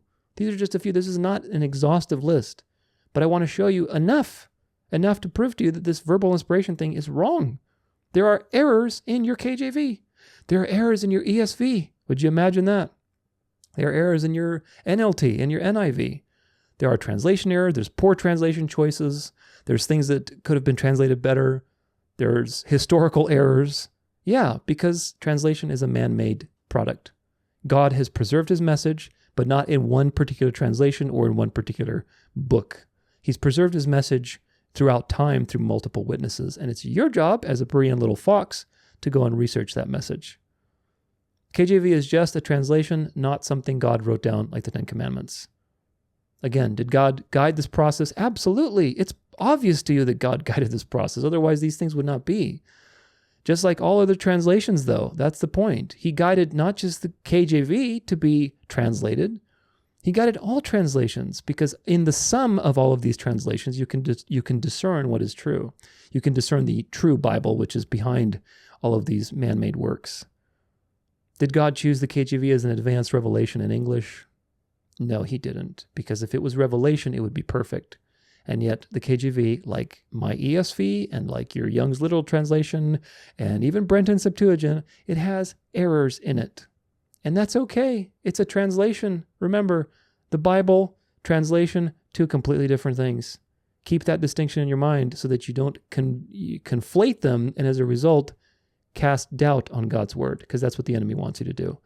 And if he can't make you cast doubt on God's word, he's going to make you a fanatic, so that when you represent God's word to people who don't believe, that you can disqualify them from believing. That is Satan's strategy. Either he'll destroy you, or he'll make it to where you destroy others indirectly. So be a Berean fox, study to show yourself approved. Let's look at some key corruptions in the Masoretic text. Again, see my Masoretic Psyop episode for more information on this. We prove that the Septuagint is the text that is quoted 90% of the time by the New Testament. Here I'm going to highlight just a few main ones just so you can see, because it's very important to understand that the Masoretic text is corrupt. Even much more, I'm going to say that the damage that the Jews did to the Masoretic text is way far above and beyond what Westcott and Hort's New Testament critical text did to the New Testament. The difference between the two is not even comparable. The Jews did way more damage, and nobody seems to notice in the KJV Only movement. But KJV Onlyists say that, all the Bibles are corrupt and they're hiding the divinity of Christ and all these things that you've heard before, I'm sure. However, the Masoretic text has way more issues of attacking Christ's divinity and legitimacy than other Bible translations, which of course the KJV Onlyists will never admit. But today we're going to prove it to you so that it's documented. Again, I'm not biased against the KJV. I think it's a good translation, but you need to be aware that it's a translation. It's not perfect. KJV Onlyists also, in the process of this nonsense, discredit the Septuagint with the typical guilt by association fallacies that they're famous for. Ptolemy II hired 72 Jewish scholars in Alexandria to create a Greek version of the Torah, which is the first 5 books. And eventually the whole thing was translated. And because this was in Alexandria, they think, this is the Alexandrian conspiracy. It's from Alexandria. Alexandria was just a place that was very dry. And it was a very big hub for information. Yes, did it have an occult library? Absolutely. But that doesn't mean you associate that to what the 72 Jewish scholars did to create the Septuagint. Because obviously the Septuagint is the book that the New Testament is citing from. And we've proven that quite a bit. There's no conspiracy, folks. 9 out of 10 quotations from the New Testament follow the Septuagint. They do not follow the Masoretic text. So that's an important point. There's a lot of corruptions that prove there's a Jewish conspiracy after Jesus. That's for sure. But not a Jewish conspiracy before Jesus. The church fathers definitely documented a lot of corruption in the scriptures to take out Jesus and to delegitimize the letters that people wrote and cited scripture from to support Christ's divinity. There's a lot of evidence from that, even from the scriptures themselves or from the church fathers who were writing about these things early in the church, saying, look, these scriptures have been corrupted by the Jews. So don't fear the Septuagint. Don't buy into the hype of the KJV Only movement that they say the Septuagint's corrupt and it's a conspiracy. It's a great resource. Is it perfect? Absolutely not. No, but it's better than the Masoretic as far as the Old Testament is concerned. I document some errors in the genealogy in the Masoretic episode. We talked about the Canaan in there. That's a scribal error, but either way, it's useful. It proves to you again that God is sovereign and he preserves his word regardless of all these different things. So let's go to the examples that I'm talking about here. So this is Luke 4:18 through 19. The Spirit of the Lord is upon me because he did anoint me to proclaim good news to the poor, sent me to heal the brokenhearted, to proclaim to captives deliverance, and to blind receiving of sight, to send away the bruised with deliverance. So the issue here is blind receiving the sight. Okay, so Jesus is reading from Isaiah, and he's reading from Isaiah 61. Go to Isaiah 61, 1 verse 2. And now we're going to, this is Young's Literal Translation. Well, either way, the KJV still cites it here. Let's go to KJV. Spirit of the Lord is upon me. Because he hath anointed me to preach the gospel of the poor, he hath sent me to heal the brokenhearted, to preach deliverance to the captives, and recovering of sight to the blind. This is the thing, okay? This is what you know is the identifier. So if we now go to, and we're going to compare Isaiah 61, 1 verse 2, and we're going to go to parallel, Brenton's and KJV. And the verse in question is 1 verse 2. He hath sent me to bind up the brokenhearted, to proclaim liberty to the captives, and the opening of the prison to them that are bound. Okay? There's nothing about giving sight to the blind in the Masoretic. I wonder why. The Spirit of the Lord is upon me, because he has anointed me. He has sent me to preach glad tidings to the poor, to heal the broken heart. This is the Septuagint. To proclaim liberty to the captives and recovery of sight to the blind. That was taken out. I wonder why. Because Jesus healed blind people, and that was one of the miracles that he was fulfilling prophecy for. And that's the whole point, is that this identifies the Messiah. But the Jews took that out, so that now the Messiah can be this political figure. It doesn't have to be a supernatural figure. It could just be anybody. Do you see what they did? This is in the Masoretic. The New Testament in the KJV quotes the Septuagint. It doesn't quote the Masoretic, because the Masoretic is hiding Christ's divinity. So the KJV has the Masoretic version. Let's go back to our New Testament in Hebrews 10, verse 5. Wherefore, when he cometh into the world, he saith, sacrifice and offering thou wouldest not, but a body thou hast prepared for me. This is the point here, the body. A body thou hast prepared for me. That's interesting. Well, let's look at Psalm 40, verse 6, which is being quoted here. Sacrifice and offering thou didst not desire. Mine ears hast thou opened. Burnt offering and sin offering hast thou not required. That doesn't sound like what was being quoted. Let's read the Septuagint. Sacrifice and offering thou wouldest not, but a body thou hast prepared me. Whole burnt offering and sacrifice for sin thou didst not require. Does this sound more like what was being quoted? Absolutely, because this is what's being quoted. It's the Septuagint. The Septuagint was written before Jesus. The Masoretic was written after Jesus, and there's a part missing that identifies him as the body that was prepared to be offered. That's interesting, covering up Christ's incarnation. Let's go to Galatians 3:13. Christ hath redeemed us from the curse of the law. We looked at this being made for a curse for us, for it is written, cursed is everyone that hangs on a tree. We looked at this earlier. Everyone versus he is the key word. You can tell that Paul is quoting the Septuagint, not the Masoretic, which of course you could say this is hiding the method of Christ's death, because Christ fulfilled this. Psalm 22:20, this is a great one. I have a whole study on Psalm 22. But in Psalm 22, you have a very interesting verse in verse 20. It says, deliver my soul from the sword, my darling from the power of the dog. My darling, okay? Deliver my soul from the sword, my only begotten one from the power of the dog. Only begotten, the word here is monogenes, which is the same word that's used in the New Testament to describe the only begotten Son of God, meaning the anointed vessel for God to enter the world, the Christ. So this is of course, there's a lot more in Psalm 22 that points to Jesus. So even with all of the violence that they did to the text, there's no way they could hide Jesus in the scriptures, and let alone Psalm 22. But nevertheless, they got rid of this, the only begotten one, because there's a lot in the New Testament about the only begotten. So they had to discredit this psalm to be about the future Messiah, which of Jesus, and to make it more general. Oh, it could be David, it could be this, it could be that. And we talk about that in the Psalm 22 Bible study. Matthew 1, verse 23. Behold, a virgin shall be with child, and shall bring forth a son, and they shall call his name Emmanuel, which being interpreted is God with us. Okay. Well, this is quoting Isaiah, obviously, Isaiah 7:14. We'll look at this in just a second. And the issue is, young woman, the word there got changed to young woman instead of virgin. So the KJV, I think, is faithful to it, because this is a major prophecy. Therefore, the Lord himself shall give you a sign. Behold, a virgin shall conceive. So the KJV, you see, this is interesting, because they actually chose the right thing. But my point here is this: even though the KJV chose the right word here for virgin, the word that's there, they forced that word because they knew what this is about. And so they're trying to be honest to the message of the Bible. So good job on the translators. But in fact, the word there for the Masoretic text is actually young woman in the Masoretic. In the Septuagint, the word there is, I forget the exact words, but we talk about them in the Masoretic Psyop. The word is virgin. It's specific for a woman that is a virgin. Whereas in the Masoretic, it got changed to, just could be any young woman, i.e. no supernatural birth, meaning anybody could be the Messiah in the future. So again, the Masoretic text is hiding Christ's supernatural birth and coming in and incarnation into the world. An example of this word is in Exodus 22, verse 16.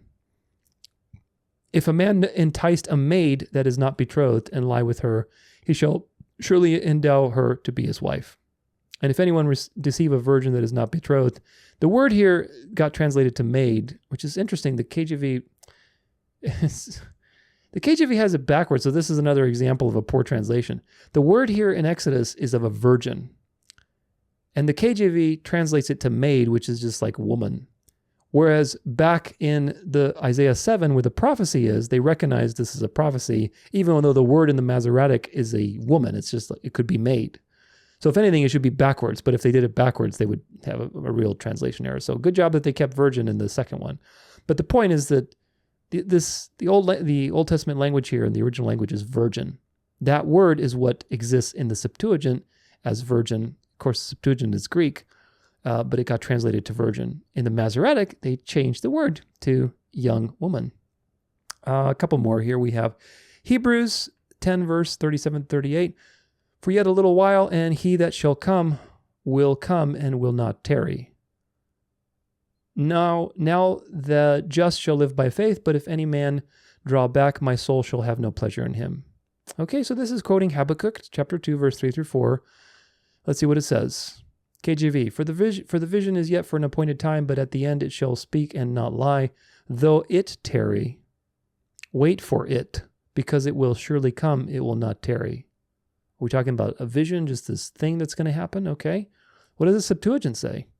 For the vision is yet for a time, and it shall shoot forth at the end, and not in vain.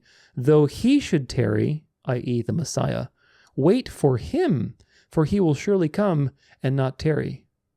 Now, you have to remember that the letter to the Hebrews was written to Christians, Jewish Christians, who were between a rock and a hard place. They were wondering if they should convert to Christianity to be persecuted, or that they're going to be persecuted by the rabbinic system and basically getting shut out of the synagogues. So the letter to the Hebrews was very damaging to the rabbinic system. So all of the quotations in the book of Hebrews, the Jews went very quickly to work to try to take them to disassociate them from the Old Testament. So if we go back to Hebrews 10, where he's applying this Old Testament language to Jesus, for yet a little while, and he that shall come will come and will not tarry. It's a person. He will come and not tarry. That's what Habakkuk chapter 2 says. For the vision is for a little time, and it shall shoot forth, and not in vain. Though he should tarry, wait for him. In the Masoretic, they took that out. They made it impersonal. It should tarry. What the vision, the golden age is coming on the horizon, not the Messiah that is appropriated and fulfilled through all these prophecies. So they took it from he to it. They made it impersonal and removing basically something that was messianic and making it general. And of course, the KJV has the Masoretic version, and it testifies against itself. Now, this is in Romans 10, verse 11. For the scripture saith, whoever believe on him shall not be ashamed. Okay, what scripture is that? Well, that's Isaiah 28, verse 16. This says, KJV, Masoretic text, therefore thus saith the Lord God, behold, I lay in Zion for a foundation and a stone, a tried stone, a precious cornerstone, a sure foundation. He that believeth shall not make haste. He that believeth what? Believes in Judaism? Let's see, Septuagint. Therefore, thus saith the Lord, even the Lord, behold, I lay for the foundations of Zion a costly stone, a choice, a cornerstone, a precious stone for its foundations, and he that believes on him.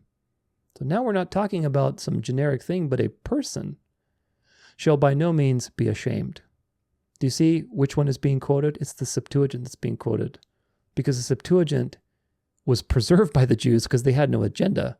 They were looking forward to the Messiah, but then when the Messiah came, the Jews rejected him, and so they went back and they changed all these scriptures. So this is exactly the problem, folks, and there's so many of these. There's a couple more I will look at. It's Romans 11, verse 27. For this is my covenant unto them when I shall take away their sins. Okay? Isaiah 27, verse 9. This is what it's quoting. By this therefore shall be the iniquity of Jacob be purged, and this is all the fruit to take away his sin, when he maketh all the stones of altar as chalkstones that are beaten in sunder, the groves and images shall not stand up. Okay, so it's basically what Jacob's doing to save himself. Let's see what the Septuagint has to say. Therefore shall the iniquity of Jacob be taken away, and this is his blessing, when I have taken away his sin. When they shall be broken to pieces all the stones of the altars of fine dust, and their trees shall not remain, and their idols shall be cut off as a thicket afar off. Does that sound like what was being quoted? Yeah. God is taking away their sins. And that's being appropriated to in Romans by Paul. So the Jews knew these letters, they were circulating, and so they had to change these scriptures to make them different. The other one, you read it, it makes you have the idea that Jacob is doing something to basically atone for his sins, which of course justifies the rabbinic Judaism with their works-based system. So there you go. These things are all over the place. But again, it's nothing to panic because God has preserved his word, but you need to realize that there's no such thing as a perfect translation.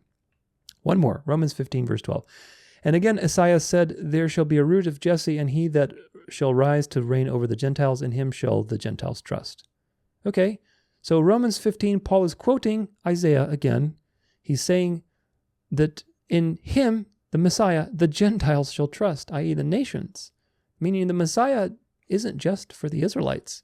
Super controversial if you're in the rabbinic system. Let's look at Isaiah 11. And in that day, this is the KJV, there shall be a root of Jesse, which shall stand for an ensign of the people. To it shall the Gentiles seek, and his rest shall be glorious. So the Gentiles shall seek to the sign, and his rest shall be glorious. And in that day there shall be, this is Septuagint, be a root of Jesse, and he that shall arise to rule over the Gentiles. So he's ruling over them.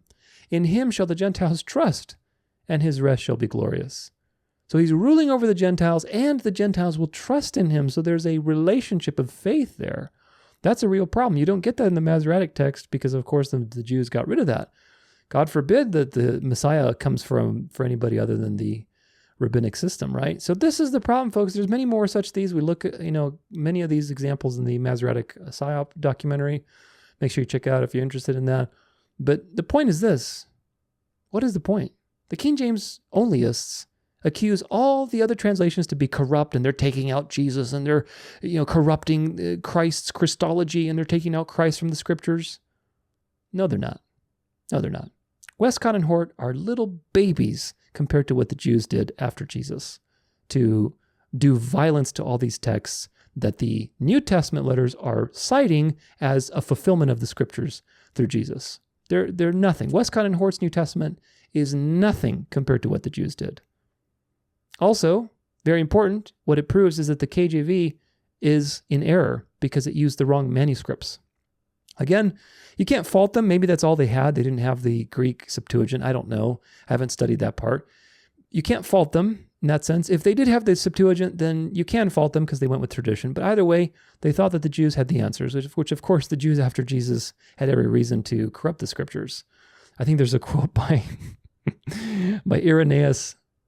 I forget the exact quote, but he said something like, this was in the 2nd century, he said something like, if the Jews had known that we would use, the Gentiles, if we would use the scriptures, to basically have our own Messiah, they would not hesitate to burn them or something like that, which is so true. It's so true if you've studied the history of these things. But again, God has preserved his word. So it proves to you the KJV has errors. It proves to you the KJV has poor translation choices. It proves to you the KJV used the wrong manuscripts because the Septuagint is the one that these things follow. And it's also very ironic. It's so ironic. You know why it's ironic? Because the KJV Onlyists are all about, they're super biased for the Byzantine manuscripts, the Greek manuscripts that came over to Western Europe because of the Ottoman Empire judging the Byzantine Empire. They're super biased to those. They see that's the Textus Receptus, those are the best manuscripts we have, etc., etc. Okay, sure, they are good quality overall. They're consistent, as we have looked in this particular series. But then they're biased against the Septuagint, which makes zero sense. It makes totally no sense. How can you prefer the Greek manuscripts and say that these are the ones that we need to go with? But then when it comes to the Greek manuscripts of the Jews before Jesus, who had no bias against Jesus because he wasn't born yet, You have all this conspiracy and unfounded criticism for a document that is clearly superior and is clearly much more accurate than the Masoretic.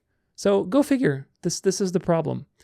So I hope that you've learned that there's no such thing as a perfect translation. Now, I'm going to take a quick break because I got to go to the bathroom, and we're going to come back and look at questionable associations. So until then, enjoy this little fox dancing around.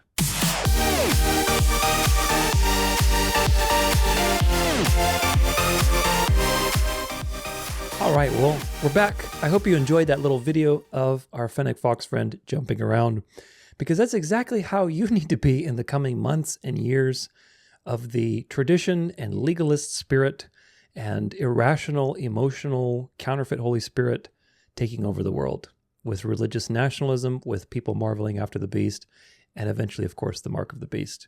So these things are very important, folks. They will hone your discernment and your study skills and your focus. So now onward into this section, which is questionable associations. In this particular part, I want to apply the same, again, standard of reasoning that the KJV Onlyists use to character assassinate other translations because of Westcott and Hort and all these things. And I want to prove to you that despite the errors and the poor translation choices and all the things we covered, yet there's more. There are so many questionable associations to the KJV. And again, I have nothing against the KJV, but I'm playing devil's advocate so you can see for yourself that the KJV Only movement is hypocritical when they accuse others of all these questionable associations and Westcott and Hort this and Codex Vaticanus that and so on and so forth. The reality is that you're dealing with human systems everywhere you look. And with the KJV, there's no exception. You'll see plenty of examples there. So let's get onto it. King James himself. This is from JesusAlive.cc. Was King James, who commissioned the KJV Bible, a homosexual? Somehow, in all my years of being a Christian, I have never heard the charge that King James was a homosexual until the other day. Somebody on Facebook was saying, in short, that since King James was a homosexual and he commissioned a Bible that is still used today, homosexuality must be acceptable to God. I had to find out more about this. So, was King James a homosexual?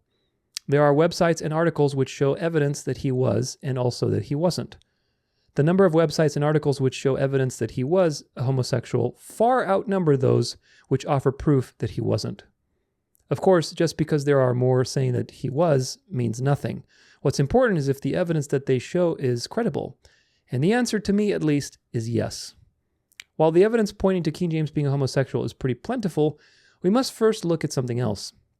It's important to note that King James got married when he was 23 years old on November 23rd, 1589, to Anne of Denmark. He remained married to her for the rest of his life until she died in 1619. They also had 8 children together, only 3 lived to adulthood. In addition, he apparently had an affair with a woman for several years, which began while Anne was pregnant with her first child. Therefore, King James was clearly not attracted to men alone. The above is verifiable fact. What follows now is not as clearly verifiable, but still seems like pretty solid evidence. Note, because it is not verifiable, I am not naming names here. It is said that James' relationship with his wife deteriorated over time. While they stayed married, they were rarely together.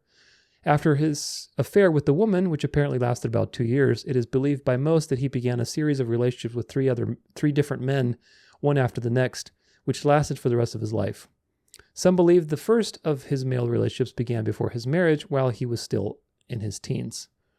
The evidence pointing to these relationships is found in love letters that he wrote to these men. However, whether he was actually the author of them is up for debate. A bit more conclusive evidence is found in the writings of people who lived during the time which mention the homosexual activities of King James.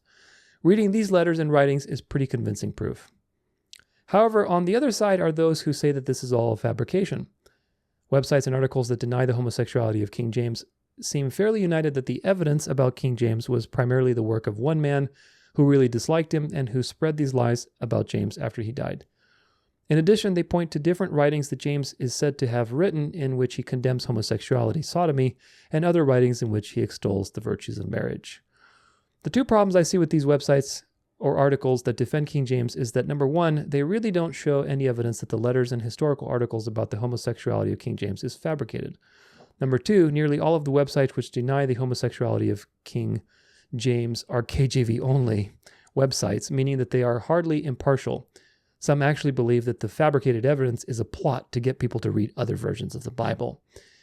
So you can be the judge of that yourself by now. The reason why most of these KJV only websites are so adamant in denying the homosexuality of James is primarily because of people like the guy on Facebook from above, who believe that if King James was a homosexual, it means that God condones homosexuality since the King James Bible has flourished so much. Or on the flip side, there are those who say that since King James was homosexual, the Bible which bears his name is invalid since homosexuality is a sin. Both of these views are nonsense. The popularity of the King James Bible is simply the result of the fact that it's an amazing translation of the Bible. It clearly condemns homosexuality. The articles which say it originally didn't are untrue. I have read the verses in a copy of the 1611 KJV. Therefore, its popularity does not mean that God condones homosexuality. As for the second view, the King James Bible was translated, written by 47 men who were commissioned by King James. 54 translators and scholars were commissioned, but only 47 actually did the translating writing. You'll find out who the 47th was, too. King James himself did not write the King James Bible. He did lay out a few guidelines to follow. Therefore, whether or not he was a homosexual had nothing to do with what was written in it, nor does it invalidate it. I agree, but the point is to play devil's advocate against the King James onlyists. Apparently, all but one of the 47 men were clergy from the Church of England. You'll find out who that 47th was. They did an admirable job. If, a big if, King James was a practicing homosexual until the end of his life, he was not a Christian. However, in my mind, we cannot know with certainty that he was a homosexual. If he was, I hope that he repented before he died and is in heaven right now. However, whether he was or wasn't has no bearing on the validity of the King James Bible that he commissioned. So yes, I agree with this article, but the point is, dubious association. Use the same standard of judgment. Here's another one with King James, demonology. And blah, blah, blah was the first published in 1597 by King James as a philosophical dissertation on contemporary necromancy and the historical relations between the various methods of divination used from ancient black magic. It was reprinted again in 1603 when James took the throne of England. The widespread consensus is that King James wrote demonology in response to skeptical publications such as Reginald Scott's The Discovery of Witchcraft. Demonology included a study of demonology and the methods demons used to bother troubled men. The book endorses the practice of witch hunting. So very strange occult writings written by King James, very well studied into the black magic arts. I'm not saying he did black magic, but this is, again, just really shady, really strange. So conclusion, God uses the foolish things to shame the wise, of course. We are not saying that the King James Version is an invalidated version because of these things, but I want to use the same standard of judgment. There are dubious associations with the King James Bible from many perspectives. King James probably was a homosexual, bisexual, who knows, doesn't really matter, but nevertheless, he had a very sordid life. A lot of the monarchs had these types of situations. So he was, at the very least, a bisexual. He had some relationships, very likely. He also had a treatise on black magic and demonology and was very familiar with those types of things. So go figure, 1 + 1 just means this is very dubious. Now, does that affect what God is going to do with the translation? No, but this is a dubious association. The KJV is a good translation, but if you're going to say it's the translation, then you have a lot of turf to defend, because would God anoint? I mean, God can use anybody for his purposes, but the point is, again, you have a lot of turf to defend. That's the point. You have a lot of turf to defend. I'll just leave it at that. If you're going to cling to this idea that this is this anointed thing that God wrote through these translators. Now, let's talk about the 47th person that was part of this project, which of course was Francis Bacon. Francis Bacon is a famous intellectual in the 1600s, and he was involved with the production of the King James Version. Many rabbit holes to go down with this, and we'll go down a few of them. You can look at it more in your own time if you want. But the point is that it brings a lot of dubious associations to the KJV. So let's read a little bit about this. Shakespeare, Francis Bacon, and the King James Bible in relation to one another. In the English-speaking world, there are two supreme masterpieces. Let's see if I can make this a little bigger so you might be able to see it. There we go. In the English-speaking world, there are two supreme masterpieces of literature. Both, oddly enough, were first published within 12 years of each other in the then relatively small city of London, England. The King James Authorized Version was published in 1611, and the first folio edition of the collected works of William Shakespeare was published in 1623. Odder still, the facts known about the authors of both of these works present irreconcilable differences with the works they supposedly authored. 6 groups comprised of some 54 translators produced the King James Bible. Most of these people had no literary aspirations and have left no written works. Those who exhibit no outstanding literary quality in their works. In addition, the inability of a committee to produce anything of outstanding quality is proverbial. As for the Shakespeare works, the reputed author, William Shakespeare of Stratford-on-Avon, is the most likely candidate imaginable. He had illiterate parents, illiterate children, and judging by the crabbed and incomplete 6 signatures he left behind, was more than likely illiterate himself. I've talked about this too, with Shakespeare being a Jesuit occult invention to create learning against learning and theaters in Europe and all this kind of stuff. But moving on. The solution to these irreconcilable difference problem of the authorship of Shakespeare works is that Francis Bacon was the actual author. As far back as 1598, the year the Shakespeare name first appeared on one of the plays, Joseph Hall and John Marston had works in print showing they recognized Francis Bacon as the actual author of these works. Subsequently, various people adding to what was begun by Hall and Marston have amassed an imposing body of evidence for Bacon's authorship. Part 2. The problem with the authorship of the KJV may have the same solution. William Smedley, in his 1905 book, The Mystery of Francis Bacon, first put forth the theory that Bacon rewrote the translator's manuscripts to produce the literary masterpiece that is the KJV. At a time when books from the Elizabethan and Stuart era were much more affordable than they are now, Smedley amassed a very fine library, and having become intimately acquainted with the material in his library, he noticed some odd features in these publications. He began to suspect that one man was behind the publication of many of these works, and he identified this man as Francis Bacon. Smedley said Bacon marked the books he published with a special printer's devices. For example, the device below on the To the Christian Reader at the beginning of the KJV, we'll see this in another place, you'll see a visual of it, can also be found at the beginning of Bacon's 1620, The Great Instauration, and at the beginning of the Shakespeare First Folio. The King James Version was printed, so they all have the same printer, unique printing pieces. We had printing press and the little graphics, kind of like their own trademark type of thing. So that was an interesting clue that he saw. 1611 KJV was printed in a large folio edition, and the printer was Robert Barker, the King's printer. Beginning in 1612, the King James Version was printed in smaller quarto editions and still smaller octavo editions. Smedley showed the following title page from the 1612 octavo edition of the KJV.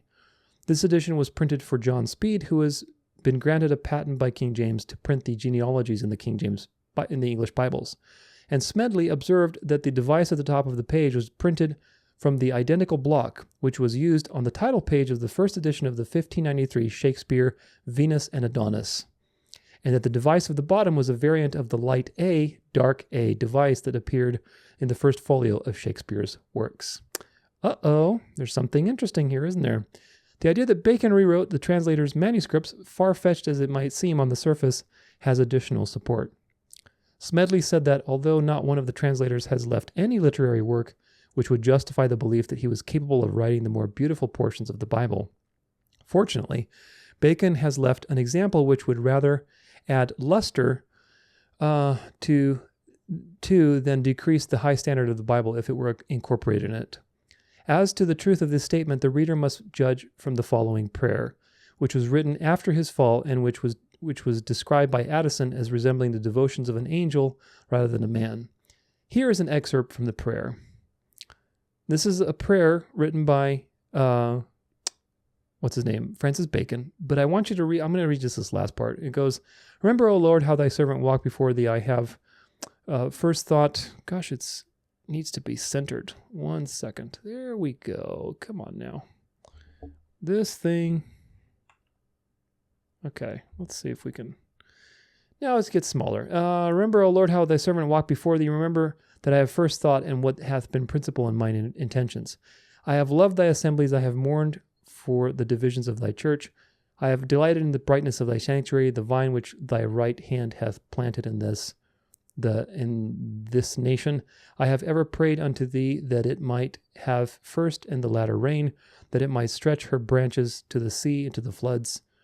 The state and the bread of the poor and the oppressed have been precious in mine eyes. I have hated all cruelty and hardness of heart. I have, though in a despised weed, procured the good of all men. And if any have been mine enemies, I thought not of them. Neither hath the sun almost set upon my displeasure, but I have been as a dove, free from superfluity and maliciousness. Here's the line that is the red flag. Thy creatures have been my books, but thy scriptures much more. Meaning, like, I've taken inspiration from nature that you've created, but even more from your scriptures. I have sought thee in the courts, fields, and gardens, but I have found thee in the temples. Let's go back to a bigger view here. Okay. All right. Now part 3. There are a number of bits of evidence of lesser weight that lend support to Smedley's claim. For example, if Bacon wrote the Shakespeare works and rewrote the translator's manuscripts to produce the KJV, his mind would have certainly been filled with the Bible when he sat down to write The Tempest in 1611. Because 1611 was also the time when the KJV was being put together and finalized. So we should find some clues in The Tempest. It is interesting, therefore, that Stephen Marks, in his 2000 book Shakespeare in the Bible, demonstrated The Tempest is permeated with reflections from the Bible. He shows the darkness and chaos at the beginning of The Tempest is a creation myth paralleling that in the book of Genesis in the Bible. That Prospero, personifying God, parallels the divine providence portrayed in the Bible. That the wandering of the king's party on the island parallels the wandering of the children of Israel in the wilderness. And even that the mask at the end of the play with the apocalyptic vision parallels the apocalypse at the end of the Bible. Another example of evidence of the lesser weight is the phrase from the above prayer where Bacon says, quote, "Thy creatures have been my books, but thy scriptures much more." This could be merely an allusion to Bacon's habit of reading the scripture, except he often fashioned phrases with double meanings. You'll see why, because Bacon was an occultist. In view of this, it could also be read as saying that the KJV was his book. It might be significant also that, just as was the case with the first folio, the manuscript from which the KJV was printed has never been found. The late Penn Leary's book, The Oak Island Enigma, presented evidence connecting Francis Bacon to whatever is buried at Oak Island. Although whatever is buried there has never been recovered, a core drill brought up a manuscript fragment from a chest located some 153 feet below the surface. Such intrigue and mystery. Since Bacon used the Shakespeare pseudonym, the peculiarity in the KJV of the construction of the Psalm 46 can be accepted as evidence that Bacon marked it to show his involvement. The 46th word from, pay attention now to this, because the next section when we debunk all this numerology in the KJV, remember this stuff from Francis Bacon. The 46th word from the beginning of Psalm 46 is shake. The 46th word from the end of the psalm is spear. In previous translations of the Bible, these words had been placed differently in relation to the beginning and ending of the psalm. And shake had earlier been written shoke in previous translations. So in this translation, it's very intentional. It is evident that there were more than coincidence involved. And if this was not coincidence, it means that Bacon went to the trouble of arranging the text to identify his involvement with the rewriting of the KJV. The 46 connected to this establishes the certainty of the absence of coincidence. The 46 seems to be a reference to the number of translators still alive when the KJV was completed, and also to the fact that Bacon's mask, William Shakespeare of Stratford-on-Avon, was 46 years old at the time. No doubt this detail was added to rule out the possibility that the anomaly was a coincidence. It should be remembered that in connection with the question of whether the KJV, Bacon rewrote the translator's manuscripts to produce a masterpiece of literature, that this is the same thing he had been doing with Shakespeare plays for over 20 years. Rewriting source material produced almost all of these great masterpieces of literature.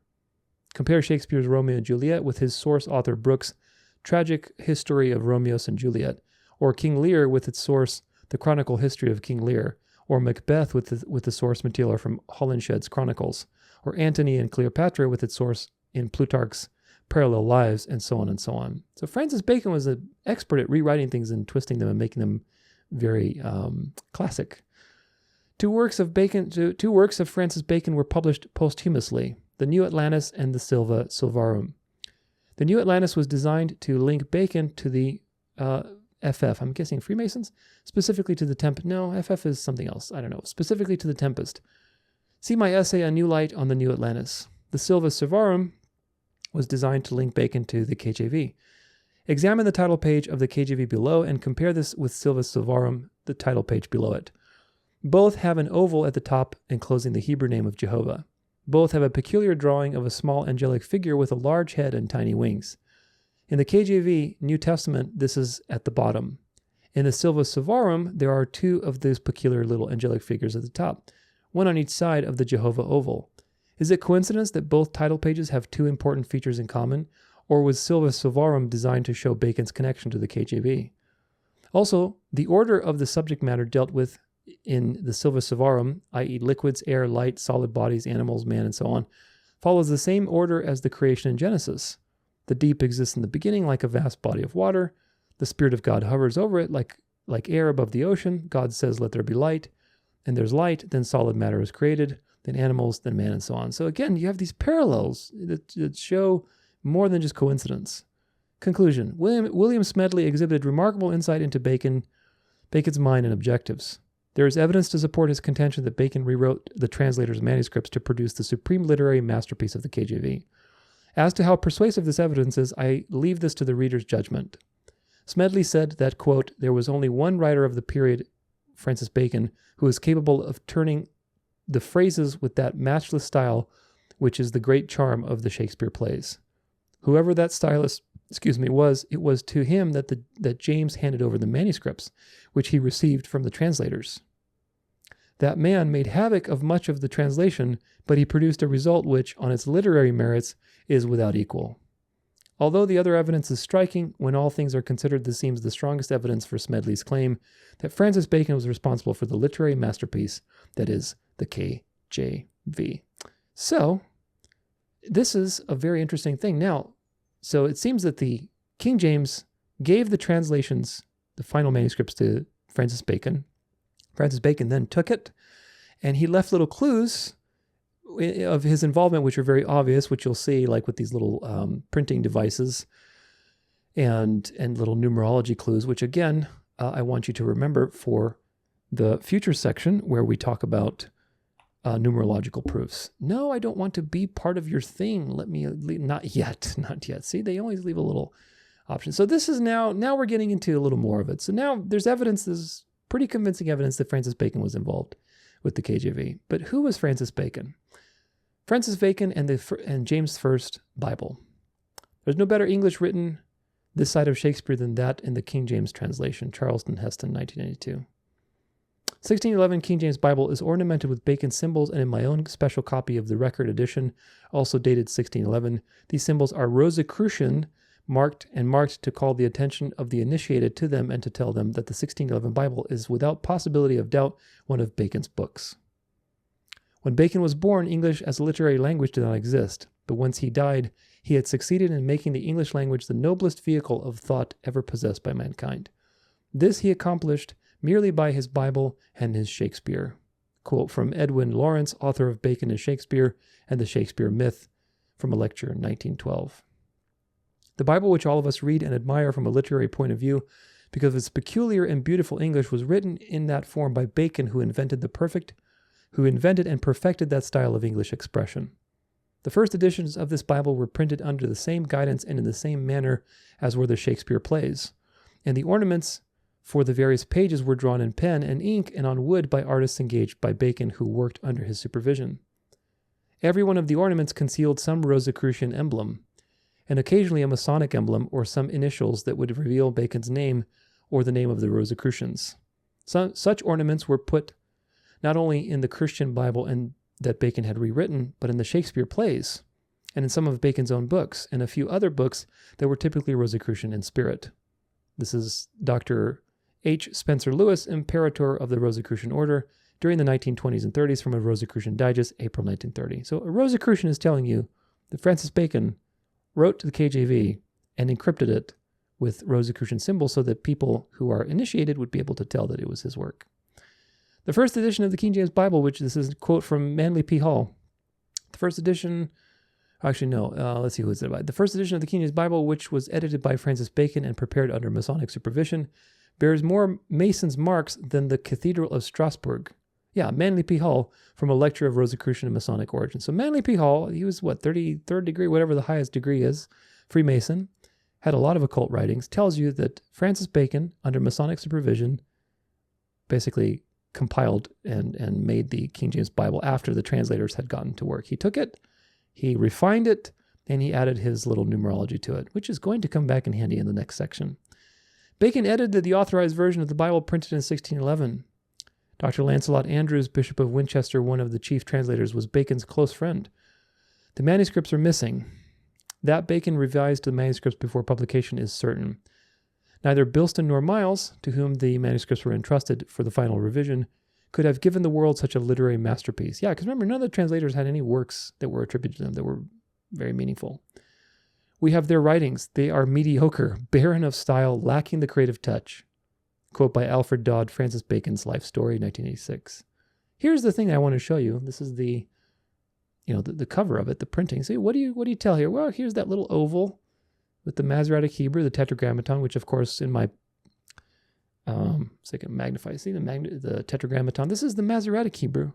Of course, the Masoretic is a magical alphabet, and the occult people know that. The occult people who practice Kabbalah know that Masoretic Hebrew has magical qualities with little crowns. You see there's crowns even drawn on it with the way that the Jews do them today.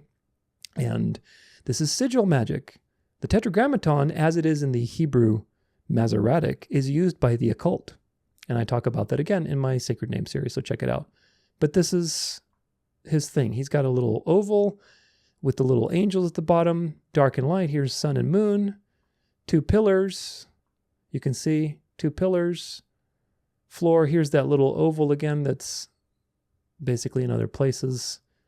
And this is what it is, folks. Now, of course, on face value, you say, oh, this is Christian. These are Christian things. Here's the ox, here's the lamb and all these things. But we know how these things go. These are double-minded things that for the initiated, they recognize these symbols. And so anyway, you have the two pillars and the floor and everything else. So this is title page of 1611 KJV. And some of these ornaments that are printed, the oval, are also in other of his books. That was the point being made. These little stamps, these artistic, I don't even know what to call them, just basically elements, let's put it that way, are in his other works, in like Silva Silvarum and so on. So it kind of, together, they prove to you that there's something more going on here. And obviously, you have quotes from Freemasons, you have evidence in the manuscripts that he's written from Shakespeare, and you have evidence of other people's writings, all point you to the same thing, that Francis Bacon was involved with this thing. But Francis Bacon, we need to learn more about Francis Bacon, who he is. Francis Bacon in the James First Bible. In correspondence columns of Baconiana of January 1948, there appeared a letter on the above subject from Earl Cornwall. It says the following: Here of late I have been reading a bound volume of 2 of the Baconian booklets, 2 years earlier Baconiana magazine and the life of Alice Barham and Thos Mutus, all from curiosity concerning Bacon's life. He was surely a fascinating character. I have as yet no life of Bacon.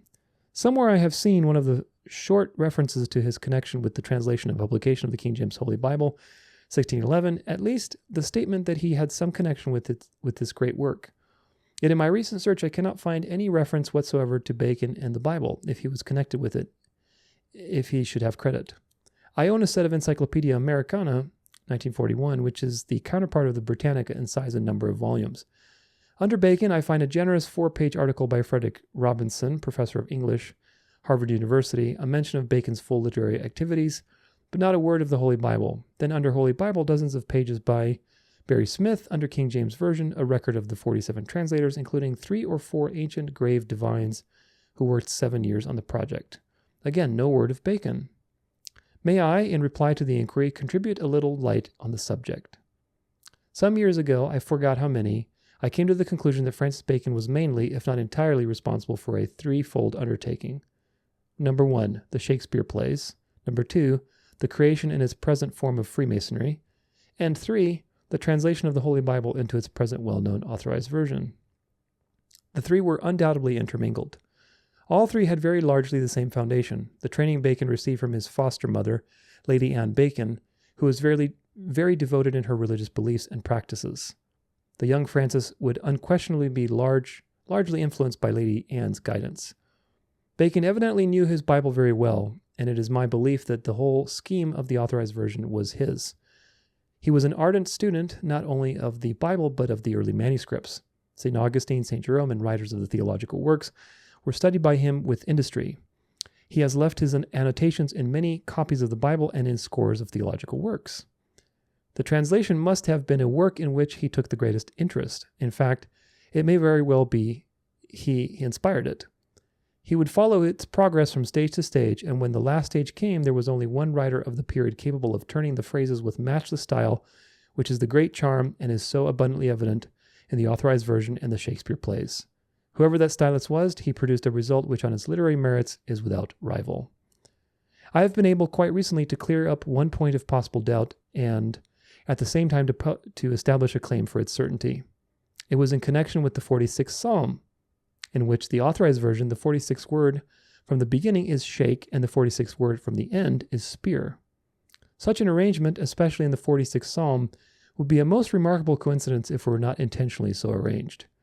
In order to satisfy myself on the question, I sought an opportunity of comparing the wording in the Authorized Version with that in one of the earlier versions. I have now been able to satisfy myself that it was not a coincidence at all, but was plainly the result of deliberate planning. I give below, side by side, the wording of the first three and the last three verses of the Breaches Bible, and that in the Authorized Version. In the former, the 47 words up to the word shake and the 44 words from spear to the end of the psalm were altered to 46 in each case in the Authorized Version. So Francis Bacon, being a literary genius, arranged these and such as to encode a numerological clue of his involvement for the initiated. Here's the 46th Psalm, and you can tell, he counts it out. Here's the word shake, through the waters thereof, rage and be troubled, and the mountains shake at the surges of the same. Francis Bacon's version, though the waters thereof roar and be troubled, though the mountains shake with the swelling thereof. So he changed it slightly so that this is the 46th word from the beginning. Same thing with the end. He that maketh waves to cease unto the ends of the world, he breaketh the bow and cutteth the spear and burneth the chariot with fire. He changed this a little bit to he maketh wars to cease unto the end of the earth. He breaketh the bow and cutteth the spear in sunder. He burneth the chariot in fire. So this is 46 words from the end. So all these clues, numerological clues for people who are initiated to see that these things are intentionally there. There are thus 3 46s in the Psalm, but it's possible and I hope admissible to count a fourth 46. It is recorded that there are 47 divines entrusted by King James with the work of translation. If Francis Bacon was counted as one, though he was probably only in charge of the whole undertaking from a literary standpoint, that would leave 46 as the actual divines entrusted with the translation work, with Bacon as the final editor, the 47th. If this be true, and I feel one is justified in believing it, a very interesting light is thrown on the keen working of Bacon's mind. The trick would be one in which he would take a keen delight. And there's more here that we can read. I won't read into it anymore. You can check it yourself if you want. But Francis Bacon was an occultist, and he is very much credited with the beginning of Freemasonry, as well as Shakespeare and many other things. And we're going to read a little bit more about Francis Bacon. The discovery of Francis Bacon's cipher signatures in James Anderson's Constitution of the Freemasons. Let's take a look. This is from shakeandco.com. The book, The Discovery of Francis Bacon's Cipher Signatures in James Anderson's Constitution of the Freemasons by George Tudhope, is a detailed exploration of the hidden messages and ciphers found within the Constitution of the Freemasons, written by James Anderson in 1723. The author, Tudhope, reveals the discovery of Francis Bacon's cipher signatures within the text of the Constitution, which he argues were intentionally placed there by Bacon himself. The book provides a thorough analysis of these ciphers and their potential meanings, as well as their historical significance within the context of the Freemasons and Bacon's life and work. Tudhope's research delves into the complex connection between Bacon, the Freemasons, and the broader history of secret societies and esoteric knowledge. He also explores the possible implications of Bacon's ciphers for our understanding of his philosophy and intellectual legacy. Overall, the discovery of his ciphers is a fascinating and thought-provoking read for anybody interested in the history of the Freemasons, cryptography, or the life and work of Francis Bacon. This is a new release of the original 1922 edition. This scarce antiquarian book is a facsimile reprint, blah, blah, blah. And I think this is describing the actual book, because this is the book. But this book was written to expose and connect to you the fact that Francis Bacon's ciphers, meaning his little numerological clues and various things that he did, were in the Constitution of the Freemasons, i.e. that he's the one who helped put it together. And of course, Freemasonry was infiltrated by the Templars, and originally it was a fraternity of builders, but then eventually it became open to people who were not builders. And that's when all the philosophers and esoterics came in, and the Templars came in, and it became a secret society. And Francis Bacon was involved with that process. To what degree, who knows, but definitely he was very, very involved if he was helping frame the Constitution and being involved with all these things. Now, let's look at this. This is Wikipedia Occult Theories about Francis Bacon. What do the occult people think about Bacon? A number of writers, some of whom were connected with Theosophy, have claimed that Francis Bacon, the English philosopher, statesman, scientist, jurist, and author, was a member of secret societies. A smaller number claimed that he would have attained the ascension and became ascended master Saint Germain. Secret societies. Francis Bacon often gathered with the men at Gary's Inn to discuss politics and philosophy and to try out various theatrical scenes that he admitted writing, i.e. Shakespeare. Bacon's alleged connection to the Rosicrucians and the Freemasons has been widely discussed by authors and scholars in many books. However, others, including Daphne de Moore, in her biography of Bacon, have argued there is no substantive evidence to support claims of involvement with the Rosicrucians. Historian, really quick pause, what did that Rosicrucian, the president of the Rosicrucians, say about Bacon? Historian Dame Frances Yates does not make the claim that Bacon was a Rosicrucian, but presents evidence that he was nevertheless involved in some of the more closed intellectual movements of his day. Very washed-down version, to put it that way. She argues that Bacon's movement for the advancement of learning was closely connected with the German Rosicrucian movement, while Bacon's The New Atlantis portrays a land ruled by Rosicrucians. And The New Atlantis was published posthumously, meaning after he died. He didn't want it out at the time. He apparently saw his own involvement for the advancements of learning to be in conformity with Rosicrucian ideals, the advancements of knowledge, of secret knowledge. In 1618, Francis Bacon decided to secure a lease for York House. This had been his boyhood home in London next to the Queen's York Place, before the Bacon family had moved to Gorhambury in the countryside. After Lord Egerton, Lord Keeper of the Great Seal of England, died, it became available for Bacon to lease. During the next 4 years, this mansion on the Strand, so large that it had 40 fireplaces, served as the home of Francis and Alice Bacon. Over the next 4 years, Bacon would host banquets at York House that were attended by the leading men of the time, including poets, scholars, authors, scientists, lawyers, diplomats, and foreign dignitaries. Nothing new under the sun. Within that banquet hall, Francis gathered the greatest leaders in literature, art, law, education, and social reform. In January of 1621, in honor of Sir Francis Bacon's 60th birthday, a select group of men assembled in the large banquet hall in York House without fanfare for what has been described as a Masonic banquet. This banquet was to pay tribute to Sir Francis Bacon. Only those of the Rosicrucians and the Masons who were already aware of Bacon's leadership role were invited. The tables were tea tables with gleaming white drapery, silver, and decorations of flowers. The poet Ben Jonson, a longtime friend of Bacon, gave a Masonic ode to Bacon that day. So was Bacon a secret society member? That people were honoring him on both sides? There was a depth of love by a large body of men towards Bacon, similar to some degree in the manner that the disciples love a master. This is especially true when taking into account his membership, and some say leadership, of secret societies such as the Rosicrucians and Freemasons. In the inner esoteric membership, which included Francis Bacon, vows of celibacy for spiritual reasons were encouraged. Did I highlight anything else? No, I did not. I think that was it. Occult Theories of Francis Bacon. Now, let's talk really quick about John Dee, and we'll put it all together. John Dee, another important figure to understand, was an English mathematician, astronomer, teacher, astrologer, occultist, and alchemist. He was the court astronomer for and advisor to Elizabeth I, and spent much of his time in alchemy, divination, and Hermetic philosophy. As an antiquarian, he had one of the largest libraries in England at the time. As a political advisor, he advocated foundation of English colonies in the New World to form a British Empire, a term he is credited with coining. Dee eventually left Elizabeth's service and went on a quest for additional knowledge in the deeper realms of the occult and supernatural. He aligned himself with several individuals who may have been charlatans, traveled through Europe, and was accused of spying for the English crown. Upon his return to England, he found his home and library vandalized. He eventually returned to the Queen's service, but he was turned away when she was succeeded by James I.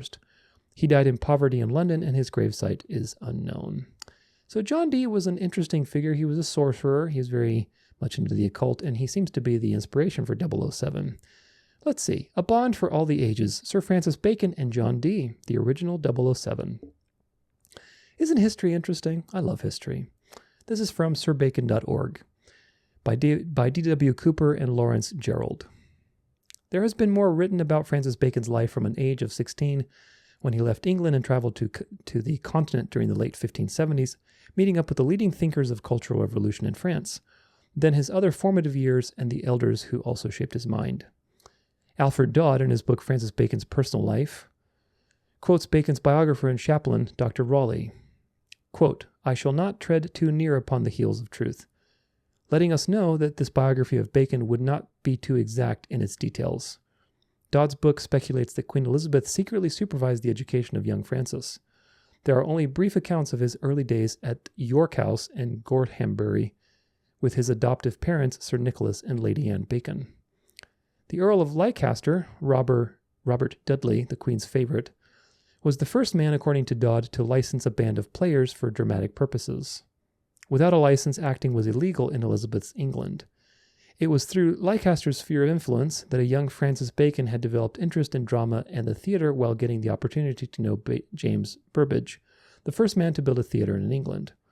Bacon would also get to meet in the court circles the man who had tutored Leicester and advised Elizabeth on matters of state, the man whom Ian Fleming modeled in his 007 James Bond character on, the first and perhaps the best secret agent of the Crown, Dr. John Dee.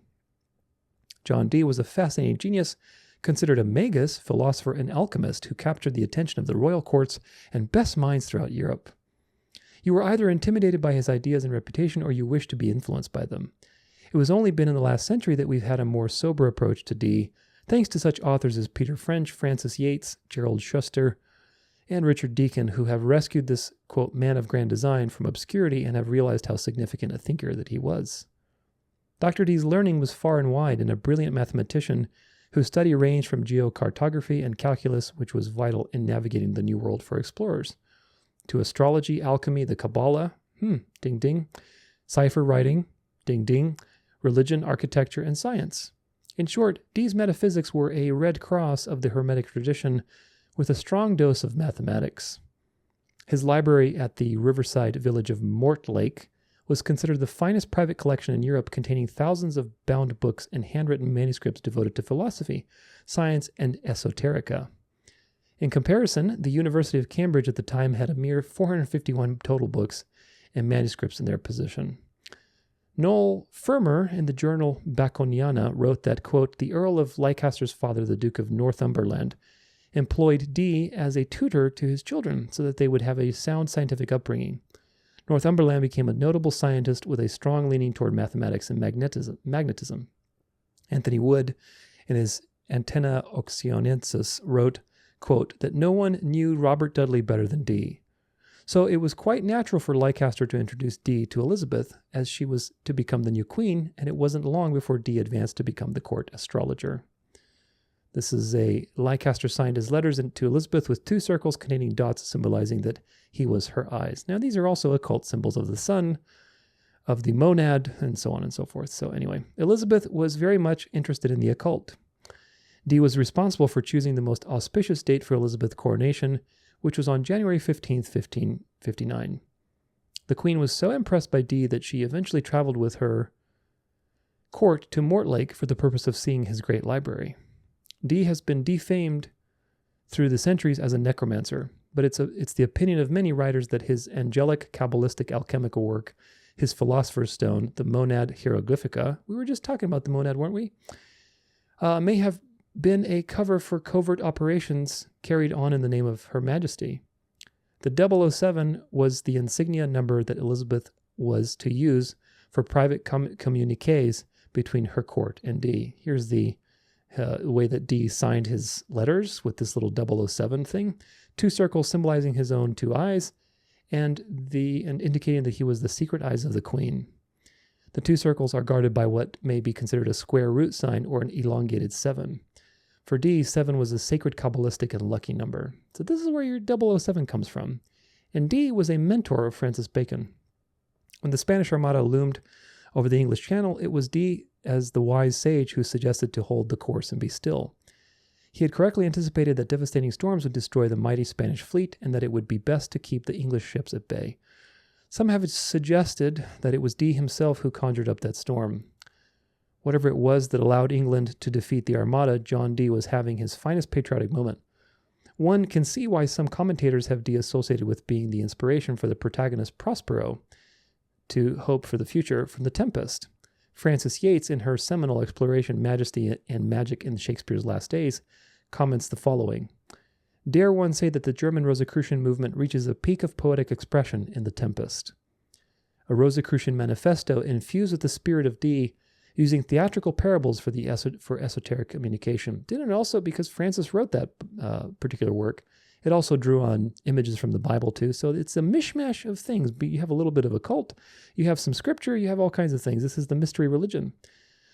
Dee's wisdom of nature even extended into the field of architecture, where Francis Yates, in The Theatre of the World, states that James Burbage consulted Dee on the design of the first theatre, which was built in the veneer stone. Later, the globe was created, says Yates, because the Burbage tradition, the design was to amplify naturally the voices of the players. This was accomplished by the geometrical resonance of the circled dome.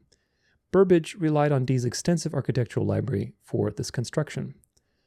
Little has come down to us in terms of records of Francis Bacon and John Dee knowing each other, but on the afternoon of August 11th, 1582, there was an entry in Dee's journal that they met at Mortlake. Bacon was 21 years old at the time and was accompanied by a Mr. Phillips, a top cryptographer in the employ of Sir Francis Weslingham, who headed up the early days of England's Secret Service. They were there, according to Ewan Macduff in an article, quote, "after some time be passed in Babylonia, to find out the truth about the ancient Hebrew art of gematria." You don't say. One of the oldest cipher systems known, dating back from 700 BC. Didn't the 1611 have the Masoretic gematria version of the alphabet that the Jews use today for God's name? Not the Proto-Hebrew. Or even English.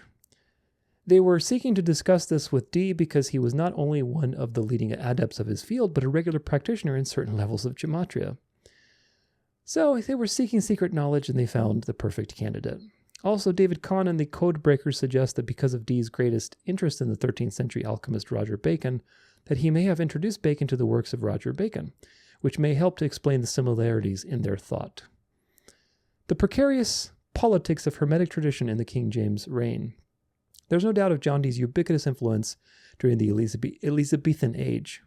When James became king, Dee's ideas on magic were no longer appreciated. James' unfavorable and fearful attitude towards the occult was the opposite of Elizabeth's.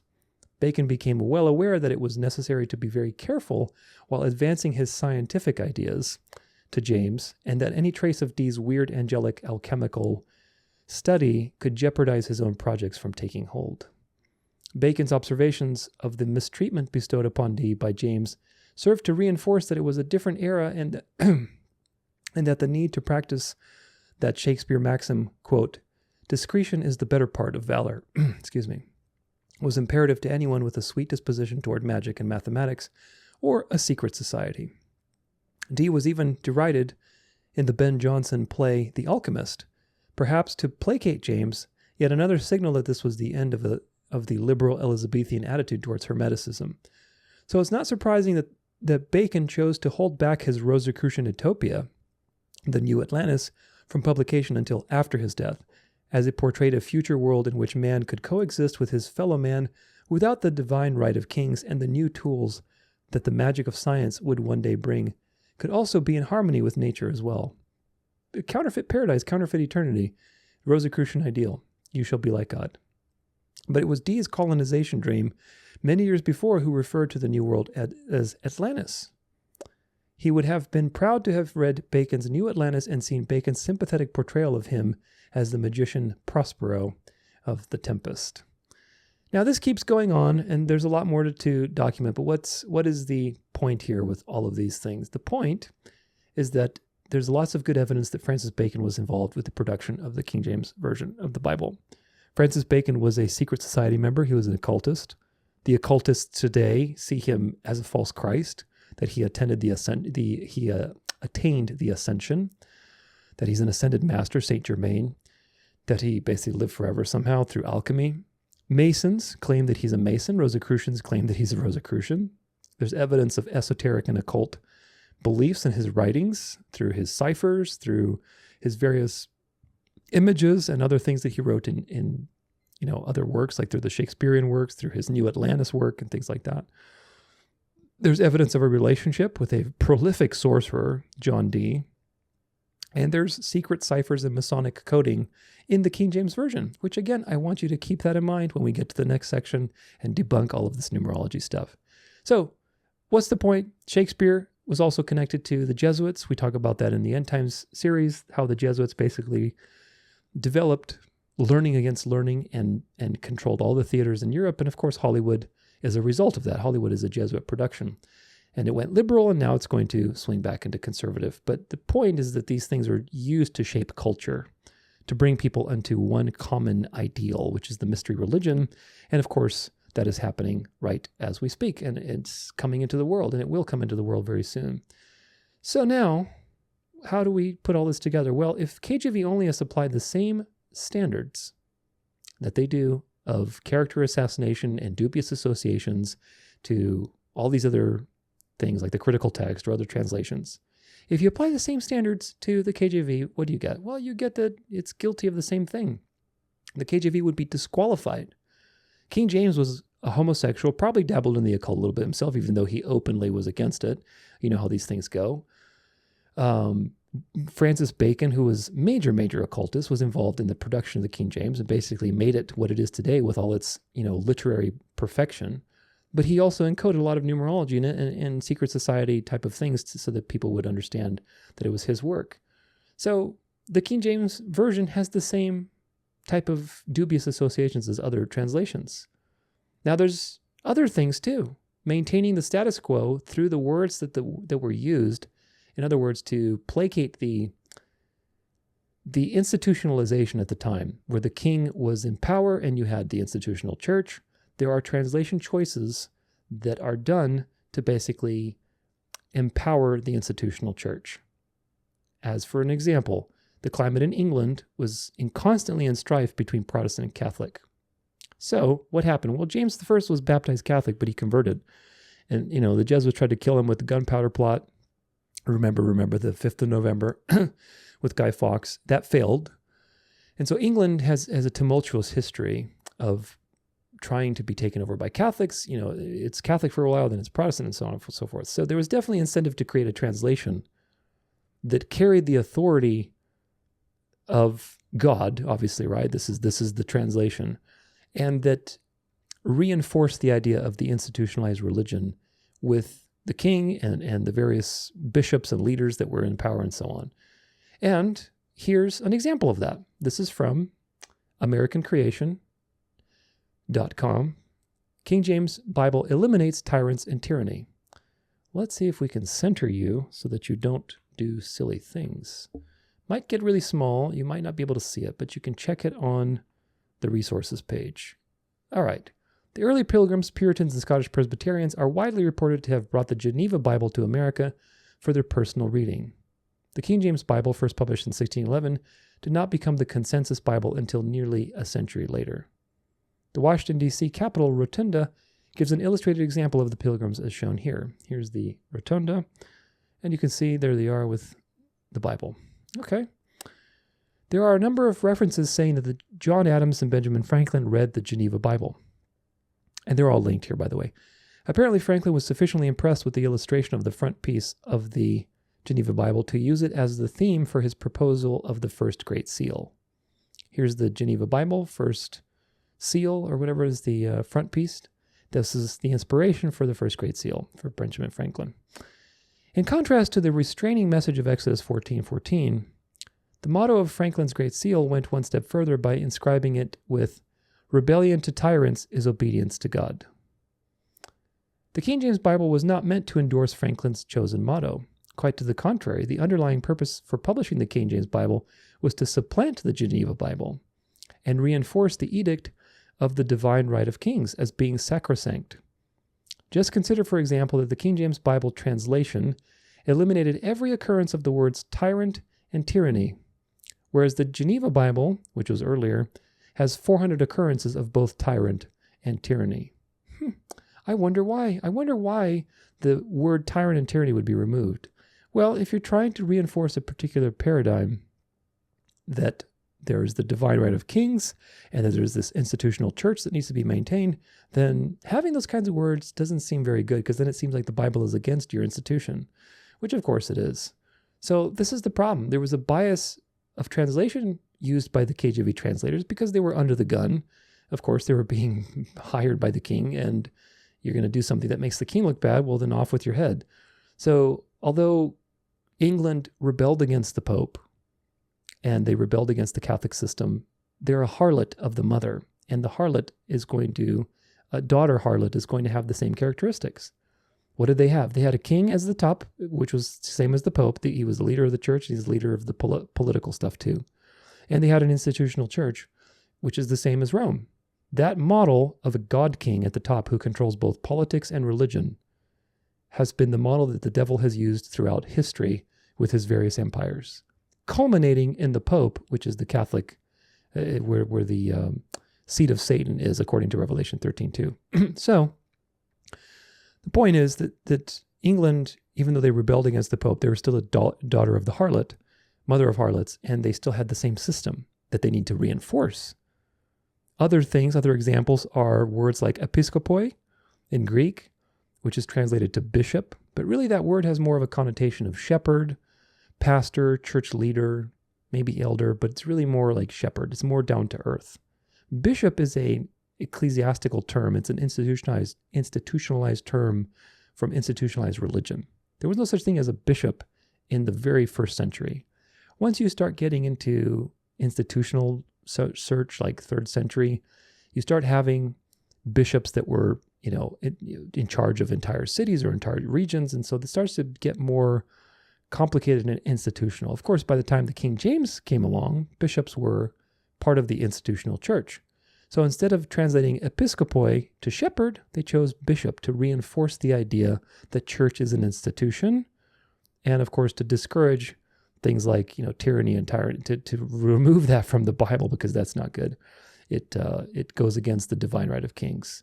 So you had translation choices that these aren't necessarily poor translation choices. It's not an example of poor translation choices, but it's an example of bias for an agenda, which of course that agenda is Antichrist, because it's a harlot of the mother harlot.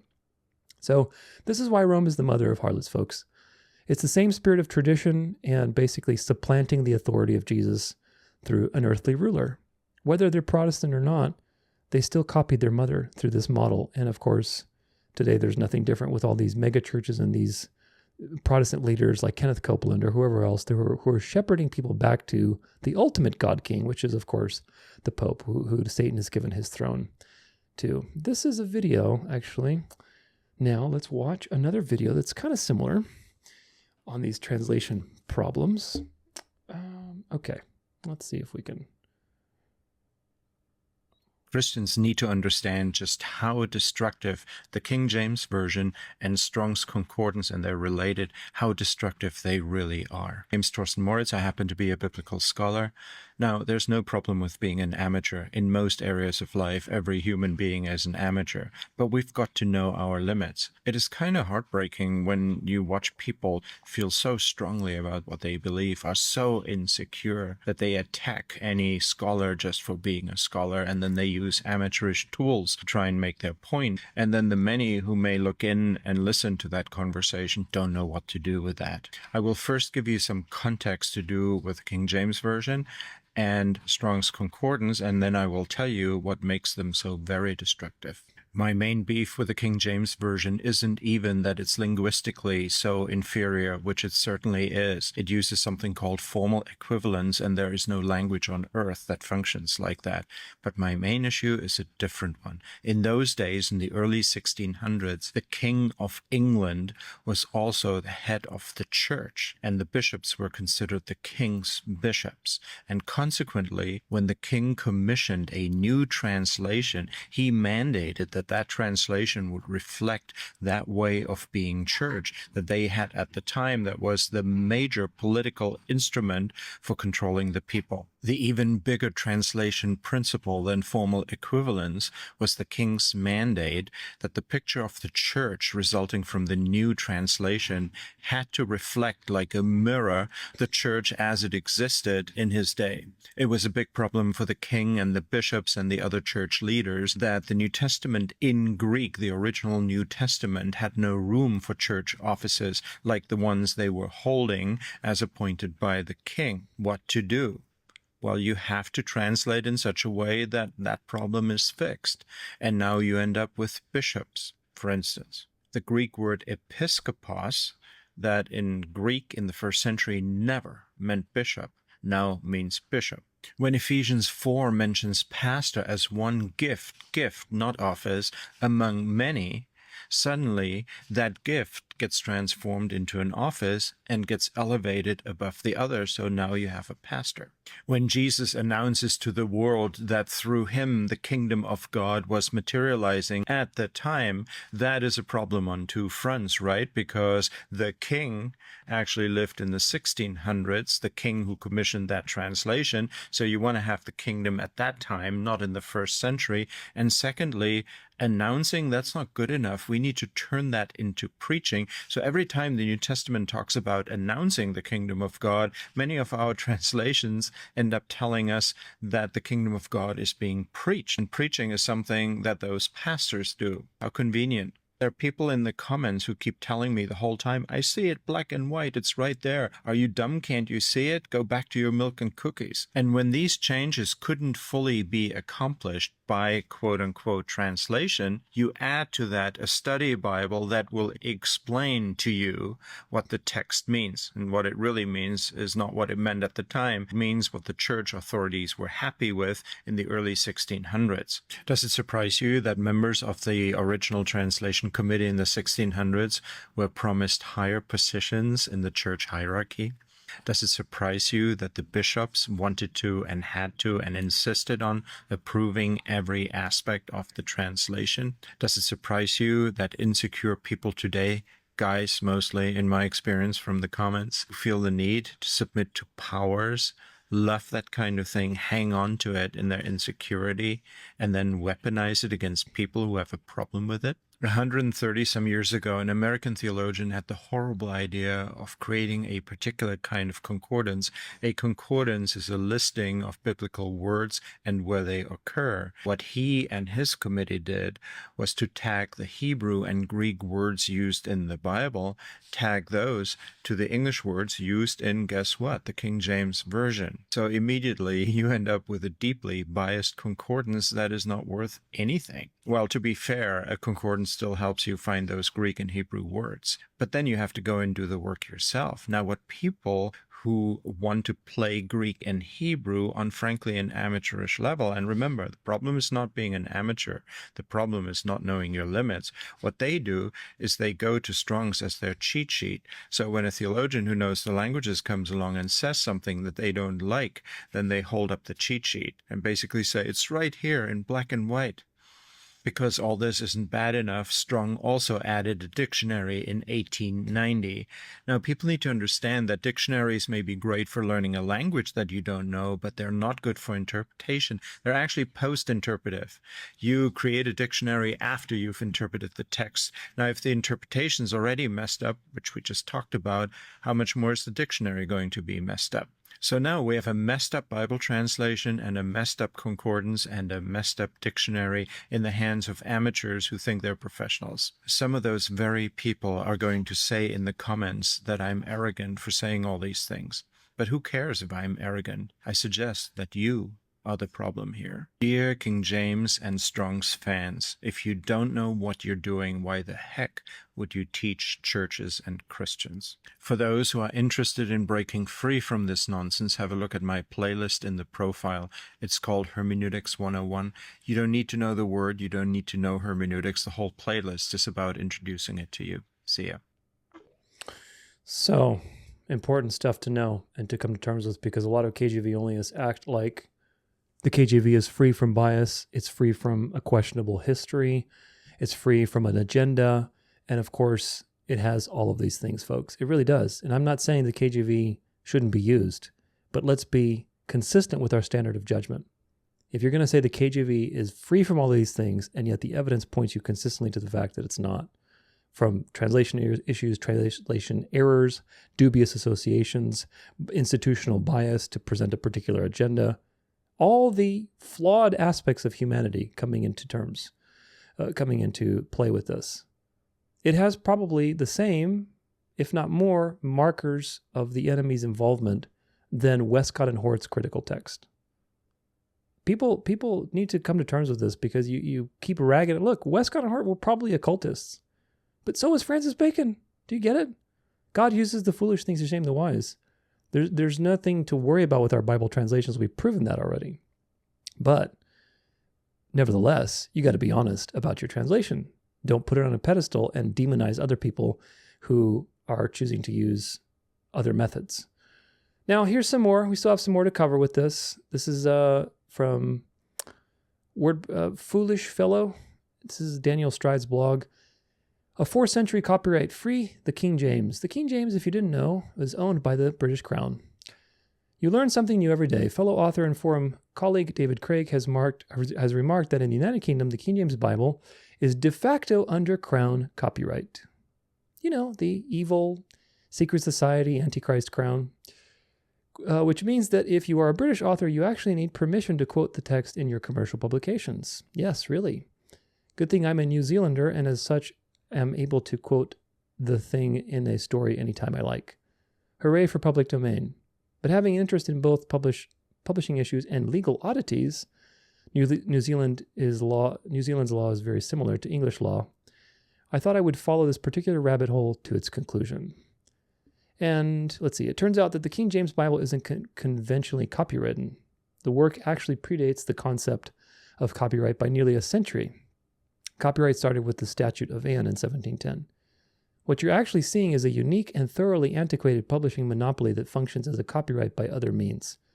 We'll discuss what that means for everyone later, but let's first look at the legal situation so far as I am able to understand it. So there's a complex breakdown here of the legal situation. A little more. So the 1988 Act means that the texts protected by the 1775 Act become public domain on 1st January 2039. But the Queen's printer monopoly, created under royal prerogative, is not under an enactment, and so it is not affected by the 1988 Act. If the charter privileges of the university presses are covered in the 1775 Act, my reading of the situation is that the Oxford University Press, ding ding ding, which the Rothschilds used to push the dispensationalist narrative, will lose its perpetual copyright in 2039. Cambridge University Press will continue to enjoy its privileged status after 2039, so long as it remains the Queen's printer. Of course, if these charter privileges are outside the 1775 Act, the status quo shall continue after 2039 anyway. In short, my reading is that the King James Bible isn't becoming public domain in the United Kingdom in 2039. In fact, the situation might actually become more monopolistic, since the only organization, Oxford University Press, that is not the Queen's printer might lose its rights to the work. The King James Bible will be therefore stuck in the de facto Crown copyright situation until the heat death of the universe or until the British Parliament does something, whichever comes first. So that's the thing with the King James Bible. It is owned, technically, by the Crown, which is Antichrist and has a certain agenda in the world. This is Schofield's KJV. We'll look at this. Which one's this? Schofield's Digital Commentary. The first edition. Yeah, this is a different thing. We'll come back to this in just a second. What I want to say is Schofield's KJV commentary, I want to talk about that a little bit, which was a major deception in the 20th century. And, in the 1900s, late 1800s, or early 1900s, and of course, even till today, that was funded by the Rothschilds through the Oxford Press. See my Great Delusion series. I don't believe that this corrupts the KJV. But again, if you believe in verbal inspiration, and the Schofield KJV is not inspired, because the question is the Schofield KJV not inspired as a result? Because it basically was so deceptive. Somebody took it and added commentary, so therefore you're adding something, technically. Is it still inspired? And if so, the commentary's false, it's lies, it's deception, dispensationalism. Is it still inspired? You get murky territory. The Jesuits knew that the Protestants had a tradition and an idolatry issue with the KJV, and they abused it to the maximum with Schofield to write his commentary in the KJV so that the Protestants would accept it eagerly, and the rest is history, as they say. So KJV onlyism and basically the attitude of trusting tradition was manipulated by the beast in order to destroy Protestant eschatology and hide itself so that all of the other poisons, ecumenism, now you're seeing the charismatic movement, NAR, et cetera, climate change, everything else that the beast is doing to bring the world to itself. All of these things could be hidden in plain sight. Because if you have your eschatology wrong, you don't understand that the beast is the beast. You think there's some individual that's going to walk into a Jewish temple. And that's what they did. So millions of people believed the dispensationalist narrative because of KJV preference and tradition and KJV onlyism. And of course, the rest is history. Now, back to this thing that I was looking at. This is from Digital Commons, cedarville.edu University. The first edition of the King James Version was printed in 1611 by Robert Barkin in London. It appears that 2 issues were published that year, the printing being done possibly in 2 different shops to meet the expected large demand. The first 2 printings were large folio Bibles for use in churches, but smaller editions were soon produced for personal use, starting in 1612. With the proliferation of printings, early printing errors crept into the editions. For instance, the word not was left out of the 7th commandment in what eventually came to be called the Wicked Bible, which said, "Thou shalt commit adultery." As well, if some printed sheets were left over from one printing, they were incorporated into another. Almost no 2 existing original 1611 King James Bibles are exactly the same. So therefore, which one is inspired? Eventually, there were various calls for the need to correct and revise the King James Version because of printers' errors over the years and the changes in spelling and word usage. This is another issue with your verbal inspiration. Language changes, and the King James Bible was altered because language changes. Corrected editions were published by the Cambridge University Press, the first being in 1629, followed by 1638. Several of the revisers were part of the original group of translators of the KJV. Carelessly printed copies continued to appear, some even printed on the European continent in Holland. Thus, in 1762, the most significant corrections were completed in an edition overseen by Thomas Paris of Trinity College in Cambridge. The work of Dr. Paris was refined by Benjamin Blaney in 1769. This edition then became the standard King James Bible in use up today. There were almost 1,000 editions between 1611 and 1769, all with minor corrections. No comprehensive revision of the King James Version was undertaken again until the middle of the 19th century. So, what's the point of this? The point is that before the 1769 edition, 1,000 editions, all with various errors. The question is, if these things had errors, and they had to keep updating the language and change this and change that and correct this and correct that, is it verbally inspired? I don't think so. It's not free of any of the other issues. Any of the other issues that you say about other Bible translations. It's the same stuff, folks. You got to come to terms with it. Now, the question is, since the 1900s, other editions of the KJV have been published, like the New King James, which, of course, KJV onlyists are, frothing at the mouth against that. They think it's a heretical translation. But there's the corrected King James Version. There's many other versions. So again, if you believe in verbal inspiration, then this refutes your position. Well, the printers made an error, might be an argument, but this means that the truth doesn't exist? If the printers, in other words, the point is that you refute yourself if you say the printers made an error. Okay, what is the point being made here? If you say that the printers made an error, The real King James Version was just the information somewhere. Well, where's the information then? You're admitting that truth exists outside of a physical expression of truth. Does that make sense? The physical expression is not the truth. It is the thing that the physical expression resembles. If I have a sheet with music on it, the notes on the page are not the music. The music is what the notes represent. That is then coming out of the instrument. But the music is information. It exists whether you burn that page or not. Because it doesn't exist physically. It can manifest physically, but that's the same thing. So if you want to argue and say that the first 1,000 editions of the King James Version that had all these errors that needed to be corrected, no. The King James Version is still inspired. Those were just errors the printer messed up. Well, then you're appealing to the argument that information exists outside of the physical expression of information. Therefore, you refute yourself because you're making a distinction between the King James as an information piece and the King James, quote, quote, as a physical translation, i.e., the same distinction that you should make between the Bible as in the message, the information, which is perfect and eternal, and translations. Do you see how it's hypocritical, the King James onlyism movement? They would acknowledge the situation that, oh, the printer's made an error. Okay, sure. Well, then you refute yourself very, very easily. The King James Version as a compilation of information existed regardless of these printing errors. It existed regardless because it's the information that exists. Therefore, the Bible exists regardless of translations. Do you see what we did there?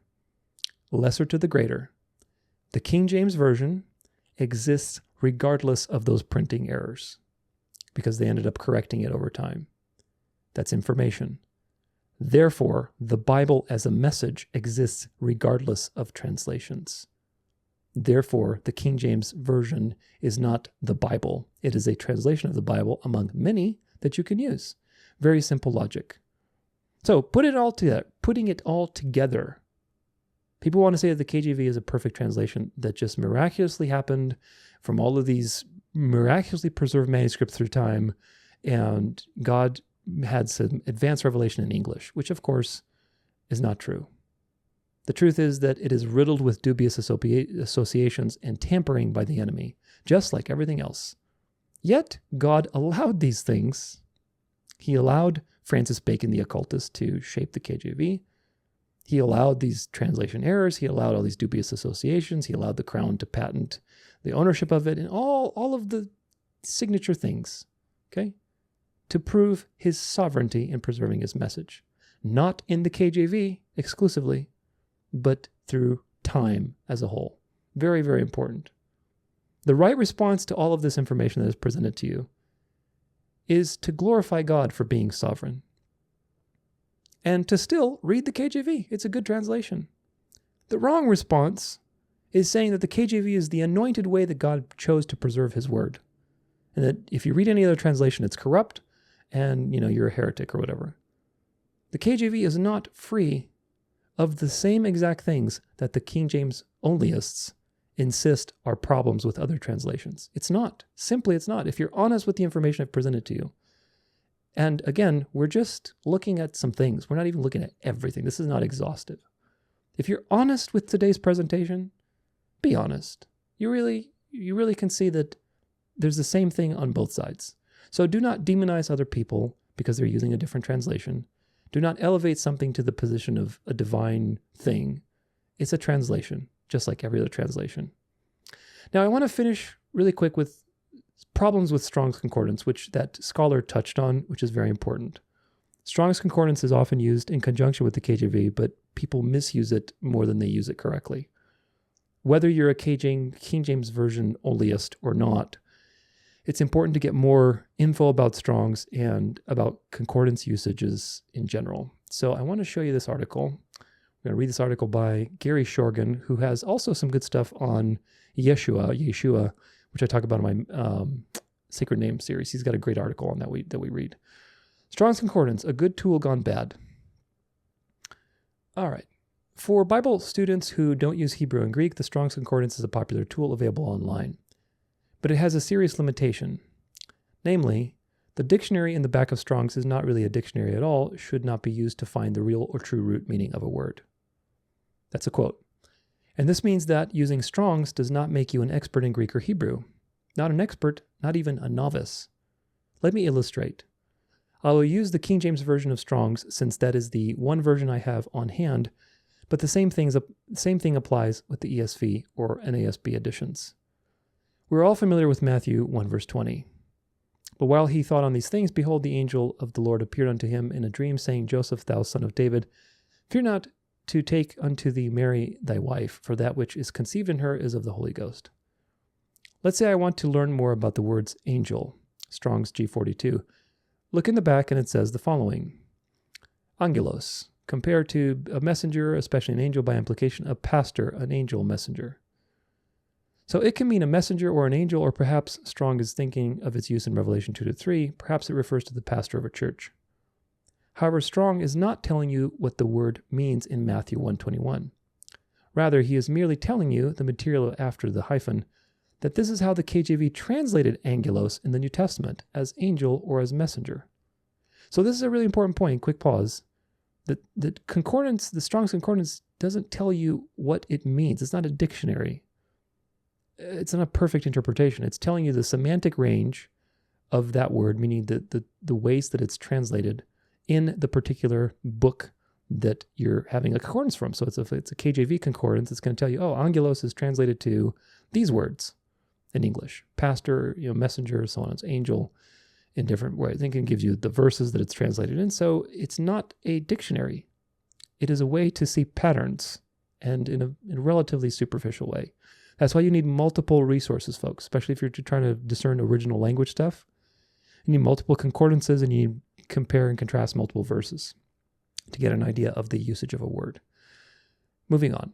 The right answer in Matthew 1:21 is the special use of the word to mean a spirit messenger of the Lord, an angel.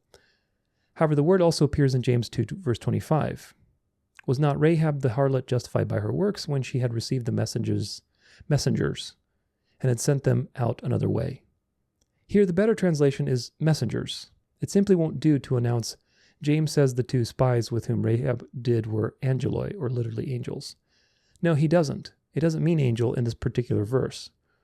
What Strong does do is to show how a word is translated into one English version, but doesn't give you any help in choosing messenger or angel in any given passage. The Bible student has to study the context of a verse, not the possible meanings of the word. This is, if you can remember one thing from this article, the Bible student has to study the context of the verse, not the possible meanings of the word. That's the problem. And while Strong shows you where in the New Testament this word is used, it cannot tell you how it is used in any one passage. Most words have a range of meaning rather than a point of meaning. The New Testament has two of its own meanings from antiquity, but beyond that, it was used in other ways in the Greek literature. For example, it was the title of the goddess Artemis and also of the god Zeus. Birds that brought messengers from the gods were called angelos. An aphthagos angelos was a beacon fire. But saying that an angel in the Bible is literally a beacon fire or literally a bird is less than useless. It is positively misleading. Let's go back to Matthew 1 verse 21. The angel tells Joseph, fear not. The Strong number is G5399. Strong says concerning this verb, to frighten, to be alarmed, to be in awe, to be afraid, fear, exceedingly reverence. Okay? Here there are several options. Does the angel tell Joseph not to frighten anybody? No, because in the original he uses the passive voice. So KJV translations, signed by the hyphen, are be afraid, fear, or reverence. These short definitions are known as glosses, as in the word glossary. In the context of Matthew 1, the verb clearly means don't be afraid. That is, don't have the unpleasant emotion of fear. It does not mean reverence, not here, but does mean that in other passages, for example, fear God, 1 Peter 2:17, or as another version has it, reverence God. Linguists use the term semantic range of meaning, which means that range of meaning that a word might have depending on its usage in context. We can illustrate the range of meaning of phobio, which is the Greek word for fear, passive voice, thusly. So if you made a little pie chart, you'd have on one side fear and revere. Half of the time it's this one, half of the time is that one. A word has a semantic range, but that doesn't make it a free-for-all, where you can just pick any meaning that suits you, buffet style.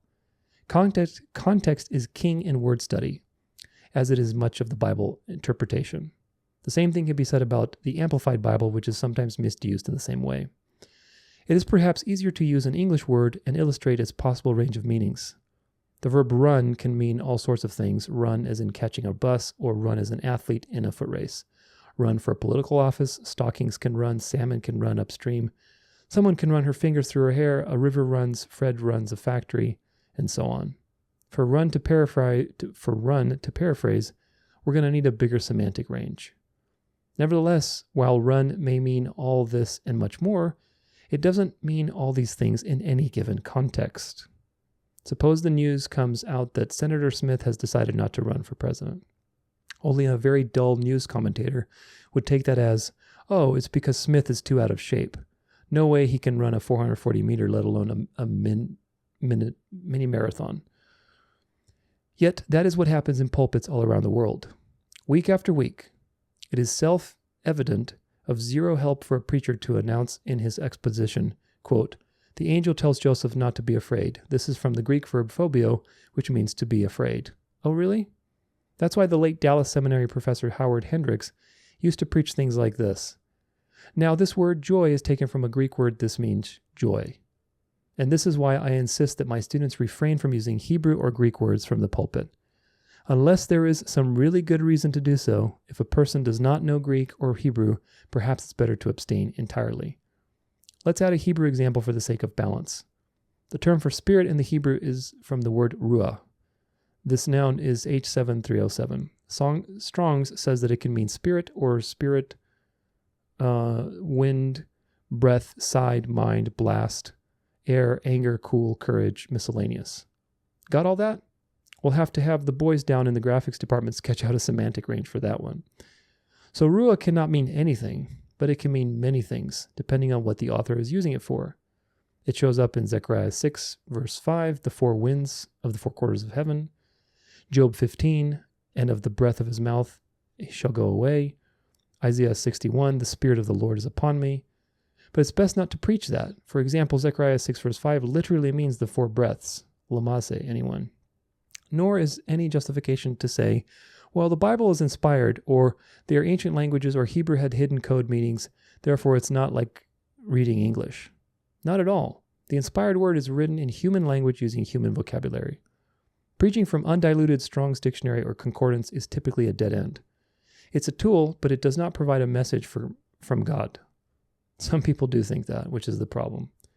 I have to say that I have seen study after study on YouTube or the net where the author bases his or her conclusions of this sort of misuse of Strong's.